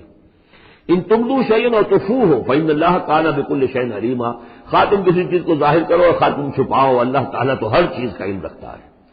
لا جناح علیہن فی آبائہن، اب یہ وہ حکم آ رہا ہے جو تفصیل سے آیا ہے بڑی، وہ تو اب ہم پڑھ چکے سورہ نساء میں، وہ بعد میں آیا ہے، یہ ذرا مختصر آ رہا ہے کہ گھر میں داخلے سے جن کو روک دیا گیا ہے کہ وہ گھر سے باہر کھڑے ہو کر مانگے جو کچھ مانگنا ہے، گھر میں داخل نہیں ہو سکتے۔ اب اس میں استثناء کون کون ہے، کون گھر میں جا سکتا ہے، اندر جا سکتا ہے، زنانے میں کون جا سکتا ہے؟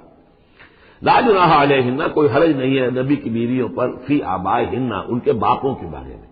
حضرت عمر آئے حضرت حفصہ کے گھر میں کوئی رکاوٹ نہیں، حضرت ابو بکر آئے حضرت عائشہ کے گھر میں کوئی رکاوٹ نہیں، ولا ابنائہن، نہ ان کے بیٹوں کے بارے میں، ولا اخوانہن، نہ ان کے بھائیوں کے بارے میں، ولا ابناء اخوانہن، نہ ان کے بھائیوں کے بیٹے یعنی بھتیجوں کا، ولا ابناء اخواتہن، اور نہ ان کی بہنوں کے بیٹے یعنی بھانجوں کا، ولا نسائہن، اور نہ ہی ان کی اپنی جان پہچان والی عورتوں کا، ولا ما ملکت ایمانکم، اور جو غلام یا جو لونیاں ہیں، اور اکثر و بیشتر اہل سنت کے نزدیک یہاں صرف لونیاں مراد ہیں، ان کے بارے میں ٹھیک ہے وہ گھر میں داخل ہوں۔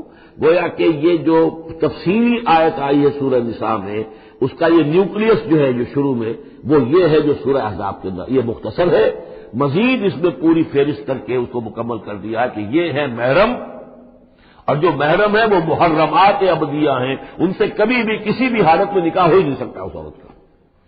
باقی یہ ہے جتنے بھی مرد ہیں وہ نامحرم ہیں، وہ باہر رہیں گے، کچھ چیز مانگنی ہے پردے کی عورت سے مانگیں گے، یہ ان کا معاملہ رہے گا، اور گھر میں داخل ہوں گے اگر تو عورت پردہ کرے گی، جیسے کہ حضرت عائشہ کا میں نے آپ کو طریقہ بتایا، یا اگر کہیں دو کمرے ہیں تو عورت کسی اور کمرے میں جائے گی اور وہ جو ہے وہ کسی اور کمرے میں آئیں گے۔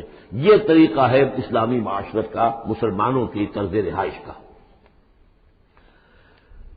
واتقین اللہ، اور اے نبی کی بیویوں ڈرتی رہو اللہ سے، ان اللہ کان علی کل شیء شہیدا، یقیناً اللہ تعالیٰ ہر چیز پر گواہ ہے۔ ان اللہ وملائکتہ یصلون علی النبی، اب یہ خاص طور پر لفظ وہی ہے، یصلی علیکم وملائکتہ، یہ حضرت ترتیب بدل گئی ہے۔ یقیناً اللہ اور اس کے فرشتے رحمت اور شفقت اور عنایت نازل کرتے رہتے ہیں نبی پر صلی اللہ علیہ وسلم۔ یا ایھا الذین آمنوا صلوا علیہ وسلموا تسلیما، اے ایمان کے دعوے دارو، اے ایمان لانے والو، تم بھی ان پر رحمت بھیجتے رہا کرو، اور تم بھی اللہ تعالیٰ سے دعا کرتے رہا کرو کہ اللہ ان کے اوپر اور درود بھیجے اور رحمت بھیجے۔ وسلموا تسلیما، انہیں سلام کیا کرو، ان کو سلام بھیجا کرو۔ ان الذین یؤذون اللہ ورسولہ، یقیناً وہ لوگ جو ایذا پہنچاتے ہیں اللہ کو اور اس کے رسول کو، لعنہم اللہ فی الدنیا، اب یہ منافقین کا تذکرہ ہو رہا ہے اس سورہ مبارکہ میں، جیسا کہ مدنی صورتوں میں اکثر و بیشتر ہے۔ ان الذین یؤذون اللہ ورسولہ، بے شک وہ لوگ جو ایذا پہنچاتے ہیں اللہ اور اس کے رسول کو، لعنہم اللہ فی الدنیا والآخرہ، تو لعنت اللہ نے ان پر لعنت کر دی ہے دنیا اور آخرت دونوں میں، وأعد لهم عذابا مہینا، اور ان کے لیے ایک بڑا اہانت آمیز عذاب تیار کر رکھا ہے۔ والذین یؤذون المؤمنین والمؤمنات بغیر ما اکتسبوا، اور وہ لوگ جو ایذا پہنچاتے ہیں مسلمان مردوں کو اور مسلمان عورتوں کو بغیر اس کے کہ انہوں نے کوئی گناہ کا ارتکاب کیا ہو، یعنی الزام لگاتے ہیں، اسکینڈلز ہیں، خامخواہ کی تہمتیں ہیں اور قذف ہو رہا ہے، فقد احتملوا بہتانا و اثما مبینا، تو انہوں نے تو اپنے اوپر جھوٹ کا اور بہت بڑے گناہ کا بوجھ لے لیا ہے۔ ابھی یہاں پر قذف کی سزا نہیں آئی، قذف کا حکم جو ہے اس کی حد وہ پھر سورہ نور میں آ چکے، وہ ہم پڑھ چکے ہیں۔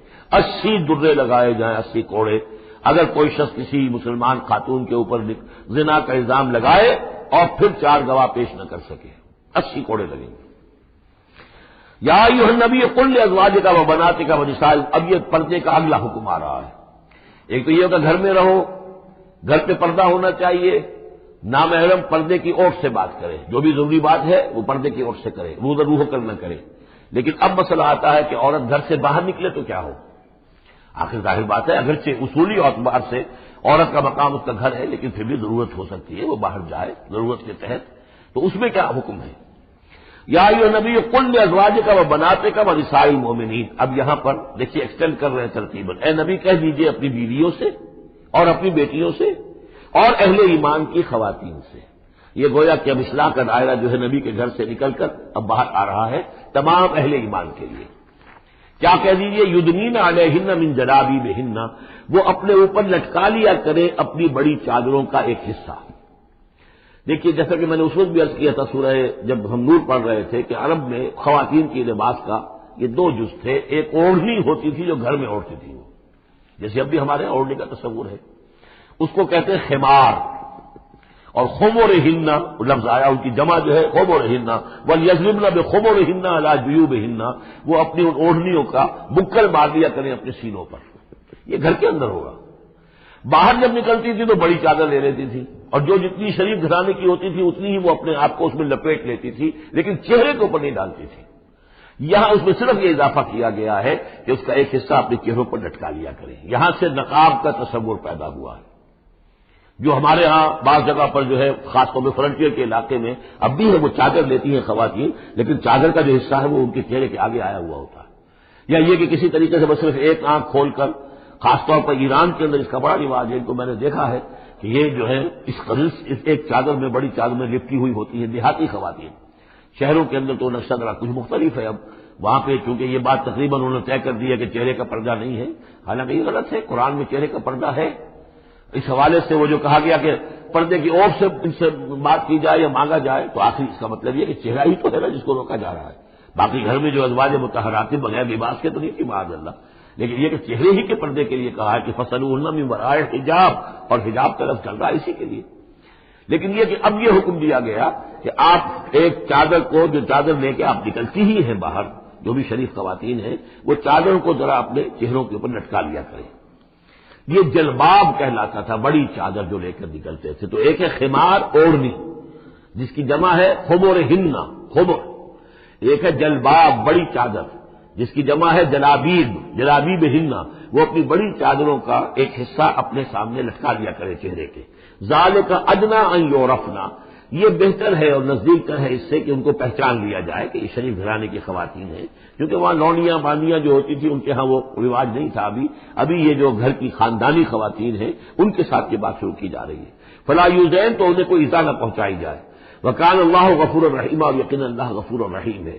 لئن لم ينتهي المنافقون، اگر یہ منافق باز نہ آئے، والذین فی قلوبہم مرض، اور وہ جن کے دلوں میں روگ ہے، والمرجفون فی المدینہ، اور وہ لوگ کہ جو سنسنی پیدا کرتے ہیں مدینے کے اندر، ایسی خبریں اسکینڈلائز کر کے اور سنسنی پیدا کرتے ہیں کہ یہ بات ہو گئی، فلاں نے یہ کہہ دیا، فلاں نے یہ تہمت لگا دی. لنغرینک، اگر یہ باز نہ آئے تو اے نبی پھر ہم آپ کو اکسا دیں گے، آپ کو اجازت دے دیں گے کہ آپ ان کے خلاف کوئی اقدام کریں. لنغرینک بہم، ہم ان کے اوپر حملہ کرنے کی اور ان کو سزا دینے کے لیے آپ کو کھلی چھوٹ دے دیں گے. ثم لا یجاورونک فیہا الا قلیلا، پھر یہ شہر مدینہ کے اندر آپ کے پڑوسی بن کر نہیں رہ سکیں گے مگر یہ تھوڑا سا وقت جو یہ گزار رہے ہیں. ملعونین، ان پر پھٹکار ہے. اینما ثقفوا اخذوا وقتلوا تقتیلا، جہاں بھی یہ پائے جائیں، پکڑے جائیں اور قتل کیے جائیں، ٹکڑے کر دیے جائیں. لیکن یہ وہ حکم جو ہے یہ ایک اللہ تعالیٰ کی بیزاری اور شدت ناراضگی کا مظہر ہے، لیکن منافقین کے اعتبار سے کبھی اس طرح کا کوئی اقدام حضور کی سیرت میں ثابت نہیں ہے. سنت اللہ فی الذین خلوا من قبل، یہ اللہ کی سنت ہے، اللہ کا طریقہ ہے، اللہ کا قانون ہے. یہ ان قوموں کے بارے میں، امتوں کے بارے میں بھی جو پہلے گزر چکی ہیں. ولن تجد لسنت اللہ تبدیلا، اور تم نہیں پاؤ گے اللہ کی سنت کے اندر کوئی تبدیلی. ولن تجد لسنت اللہ تبدیلا، تم نہیں پاؤ گے اللہ کی سنت میں کوئی تبدیلی. یسألک الناس عن الساعۃ، اے نبی لوگ آپ سے قیامت کے بارے میں پوچھتے ہیں. قل انما علمها عند اللہ، کہہ دیجئے اس کا علم تو اللہ کے پاس ہے. وما یدریک لعل الساعۃ تکون قریبا، اور تمہیں کیا معلوم ہو سکتا ہے کہ قیامت قریب آ چکی ہو. ان اللہ لعن الکافرین وأعد لهم سعیرا، اللہ نے کافروں پر لعنت فرمائی ہے اور ان کے لیے دہتی ہوئی آگ تیار کر رکھی ہے. خالدین فیہا ابدا، اس میں رہیں گے ہمیشہ ہمیش. لا یجدون ولیا ولا نصیرا، نہیں پائیں گے کوئی حمایتی اور نہ مددگار. یوم تقلب وجوہہم فی النار، جس دن کے وہ اوندھے کر دیے جائیں گے آگ میں. یقولون یا لیتنا اطعنا اللہ واطعنا الرسولا، اس وقت کہیں گے کہ ہائے کاش کہ ہم نے اطاعت کی ہوتی اللہ کی اور اطاعت کی ہوتی اس کے رسول کی. وقالوا ربنا انا اطعنا سادتنا وكبراءنا فاضلونا السبیل، وہ کہیں گے اے اللہ ہم نے تو اپنے سرداروں اور اپنے جو بڑے چودھری تھے ان کی اطاعت ہم نے کی، ان کا کہنا مانا، ان کے کہے پر چلے، پس انہوں نے ہمیں صحیح راستے سے بھٹکا دیا. ربنا آتہم ضعفین من العذاب، اے اللہ ان کو دگنا عذاب دے. والعنہم لعنا کبیرا، اور ان پر لعنت فرما بہت ہی بڑی لعنت. یا ایھا الذین آمنوا لا تکونوا کالذین آذوا موسیٰ وبرأہ اللہ مما قالوا، اہل ایمان ان لوگوں کے مانند نہ ہو جاؤ کہ جنہوں نے موسیٰ کو اذیت دی تھی۔ دیکھیں موسیٰ کو ایک اذیت تو وہ تھی جو ہم سورہ مائدہ میں پڑھائے ہیں کہ جب موسیٰ نے کہا علیہ الصلوۃ والسلام کہ اب اللہ کی راہ میں جنگ کرو، اور پوری قوم نے انکار کر دیا۔ ظاہر بات ہے کہ جو آپ پر بیزاری طاری ہوئی، جس پر آپ نے کہا کہ رب انی لا املک الا نفسی واخی فافرق بیننا وبین القوم الفاسقین، تو اس سے اندازہ ہو رہا ہے کس قدر آپ کو تکلیف پہنچی۔ ایک بات روایات میں آتا ہے کہ آپ پر کوئی جسمانی عیب بھی لگایا گیا تھا، وہ اپنی حیا اور شرم کی وجہ سے وہ اپنا لباس جو ہے وہ خاص طور پر اکثر و بیشتر کبھی بھی آپ عریاں نہیں ہوتے تھے، جو ان کے ہاں جو رواج تھا ان میں یہ ہے کہ اتنا لحاظ نہیں رکھتے تھے، لیکن یہ کہ اب انہوں نے یہ کہنا شروع کر دیا کہ کوئی عیب ہے ان کے اندر جسمانی طور پر جس کی وجہ سے یہ اتنے شرم اور حیا کا مظاہرہ کرتے۔ بہرحال اللہ تعالیٰ نے اس کے لیے ایک سبیل پیدا کی، ایک لمبا قصہ ہے کہ جو احادیث میں موجود ہے۔ تو فرمایا تو اب یہ ہے ذاتی قسم کی ایذا، اور میں سمجھتا ہوں کہ وہ حدیث کے اندر جو واقع ہے وہ صحیح ہے، اس لیے کہ یہاں بھی ذاتی قسم کی ایذا ہے جس کا تذکرہ ہو رہا ہے کہ حضور کو حضور کے ازواج مطہرات کے حوالے سے کوئی اس طرح کا اسکینڈل اٹھا کر جو ہے تو تکلیف، جیسے کہ سورہ نور میں ہم پڑھ رہے ہیں کہ کس قدر دن آپ پر سخت گزرے ہیں وہ، جبکہ حضرت عائشہ پر جو ہے وہ تہمت لگائی گئی تھی۔ تو یا ایھا الذین آمنوا لا تکونوا کالذین آذوا موسیٰ، ان لوگوں کے مانند نہ بن جاؤ کہ جنہوں نے موسیٰ کو اذیت دی تھی، فبرأہ اللہ مما قالوا، تو اللہ تعالیٰ نے انہیں بری ثابت کر دیا کہ ان میں وہ عیب نہیں ہے جو انہوں نے ان پر لگایا تھا۔ وکان عند اللہ وجیہا، اور وہ تو اللہ کے نزدیک بہت وجیح انسان تھے، صاحب حیثیت، صاحب وجاہت۔ یا ایھا الذین آمنوا اتقوا اللہ وقولوا قولا سدیدا، اہل ایمان اللہ کے تقوی اختیار کرو اور بات کرو سیدھی، خاص طور پر یہ گھریلو زندگی کے اندر، چونکہ یہ معاملات ہو رہے ہیں تو یہ کہ گھریلو زندگی میں خاص طور پر انسان جو ہے زبان کا استعمال جو ہے اس میں محتاط رہے۔ یصلح لکم اعمالکم، اللہ تعالیٰ تمہارے سارے اعمال درست کر دے گا، ویغفر لکم ذنوبکم، اور اگر کبھی کسی نسیان یا کسی اور جذبات کے رو میں کوئی غلطی ہو جائے گی تو اللہ تعالیٰ تمہاری خطائیں بخش بھی دے گا۔ ومن یطع اللہ ورسولہ فقد فاز فوزا عظیما، اور جو کوئی بھی اللہ اور اس کے رسول کی اطاعت پر کاربند ہو گیا اس نے تو بہت بڑی کامیابی حاصل کر لی۔ یہ دو آیتیں جو ہیں یا ایھا الذین آمنوا اتقوا اللہ وقولوا قولا سدیدا یصلح لکم اعمالکم ویغفر لکم ذنوبکم ومن یطع اللہ ورسولہ فقد فاز فوزا عظیما، یہ بھی حضور نے خطبہ نکاح میں شامل کی تھی، جیسے سورہ نساء کی پہلی آیت یا ایھا الناس اتقوا ربکم الذی خلقکم من نفس واحدۃ وخلق منها زوجها وبث منهما رجالا كثيرا ونساء واتقوا الله الذی تساءلون به والارحام ان اللہ کان علیکم رقیبا، ایک وہ آیت، دو یہ، اور ایک آیت سورہ آل عمران کی یا ایھا الذین آمنوا اتقوا اللہ حق تقاتہ ولا تموتن الا وانتم مسلمون۔ انا عرضنا الامانۃ علی السماوات والارض والجبال، ہم نے امانت کو پیش کیا آسمانوں پر اور زمین پر اور پہاڑوں پر، فابین ان یحملنھا، تو ان سب نے انکار کر دیا اس کو اٹھانے سے، واشفقن منھا، اور اس سے ڈر گئے، وحملھا الانسان، انسان نے اسے اٹھا لیا، انہ کان ظلوما جہولا، یقیناً وہ نادان بھی تھا اور ظالم بھی تھا، یعنی اپنے آپ پر ظلم کیا اتنی بڑی امانت سنبھال کر۔ اب یہ امانت کون سی ہے اس پر بہت سے اقوال ہیں تفصیلی، اب ظاہر بات ہے کہ یہاں ان میں سے کون سا کیا دلیل ہے، کسی کے حق میں کیا دلیل ہے، میں جس کو رد کر رہا ہوں کیوں کر رہا ہوں اس کا موقع نہیں ہے، لیکن میرے نزدیک اور مجھے اس پر جزم ہے، پوری طریقے سے وثوق ہے، اس امانت سے مراد ہے روح، یہ عالم امر کی شے ہے، اور لا کر عالم خلق، یہ ہمارا وجود حیوانی جو ہے یہ عالم خلق کی شے ہے، عالم امر کی شے کو بطور امانت عالم خلق کے اس وجود کے اندر امانت کے طور پر رکھا گیا ہے، یہ اللہ کی امانت ہے، وَنَفَخْتُ فِيهِ مِن رُوحِي، اپنی روح میں سے پھونک دوں تمہارے اندر، یہ ہے امانت، بہت عظیم امانت ہے۔ عالم امر میں آپ کو بتا چکا ہوں صرف فرشتے اور ارواح انسانیہ، یہ عالم امر کی چیز ہے، انہی کی جو کمیونیکیشن ہے وہی اس کو بھی امر کہا گیا ہے، عالم امر کی شے ہے۔ باقی جتنے بھی ہے یہ جنات ہوں یا جو بھی حیوانات ہیں، ہمارا بھی جو جسد حیوانی ہے وہ جو ہے عالم خلق کی شے ہے، اور یہی شے ہے اصل میں وہی جس کی بنا پر کہ انسان مسجود ملائک بنا ہے، یہ جو روح ہے اسی کی بنا پر مسجود ملائک ہے، اسی کے بنا پر خلافت ملی ہے، اسی کے بنا پر وحی کا یہ محبت بنا ہے کہ وہی اس کو آ سکتی ہے، جنات کے ہاں وحی نہیں ہے، ان میں روح نہیں ہے، وحی نہیں ہے، کوئی نبی جنات میں نہیں بھیجا گیا، بلکہ انسانوں ہی میں جو نبی آئے انہی کی پیروی جو ہے وہ جنات بھی کرتے رہے، اور یہ جو روح کے بھوکے جانے سے پہلے یہ کیفیت تھی وہ تھا ظلوم اور جہول، یہ میں سمجھتا ہوں کہ انسان کا جو حیوانی وجود ہے، جو میں نے کئی مرتبہ اس سے پہلے بیان کیا، اس میں تو کمزوری ہے۔ خلق الانسان من عجل، خلق الانسان ضعیفا، انسان جو ہے وہ تو اس کی فطرت، اس کی خلقت کے اندر عجلت پسندی بھی ہے، انسان کمزور پیدا کیا گیا ہے، یہاں ظلوم اور جہول کہا جا رہا ہے۔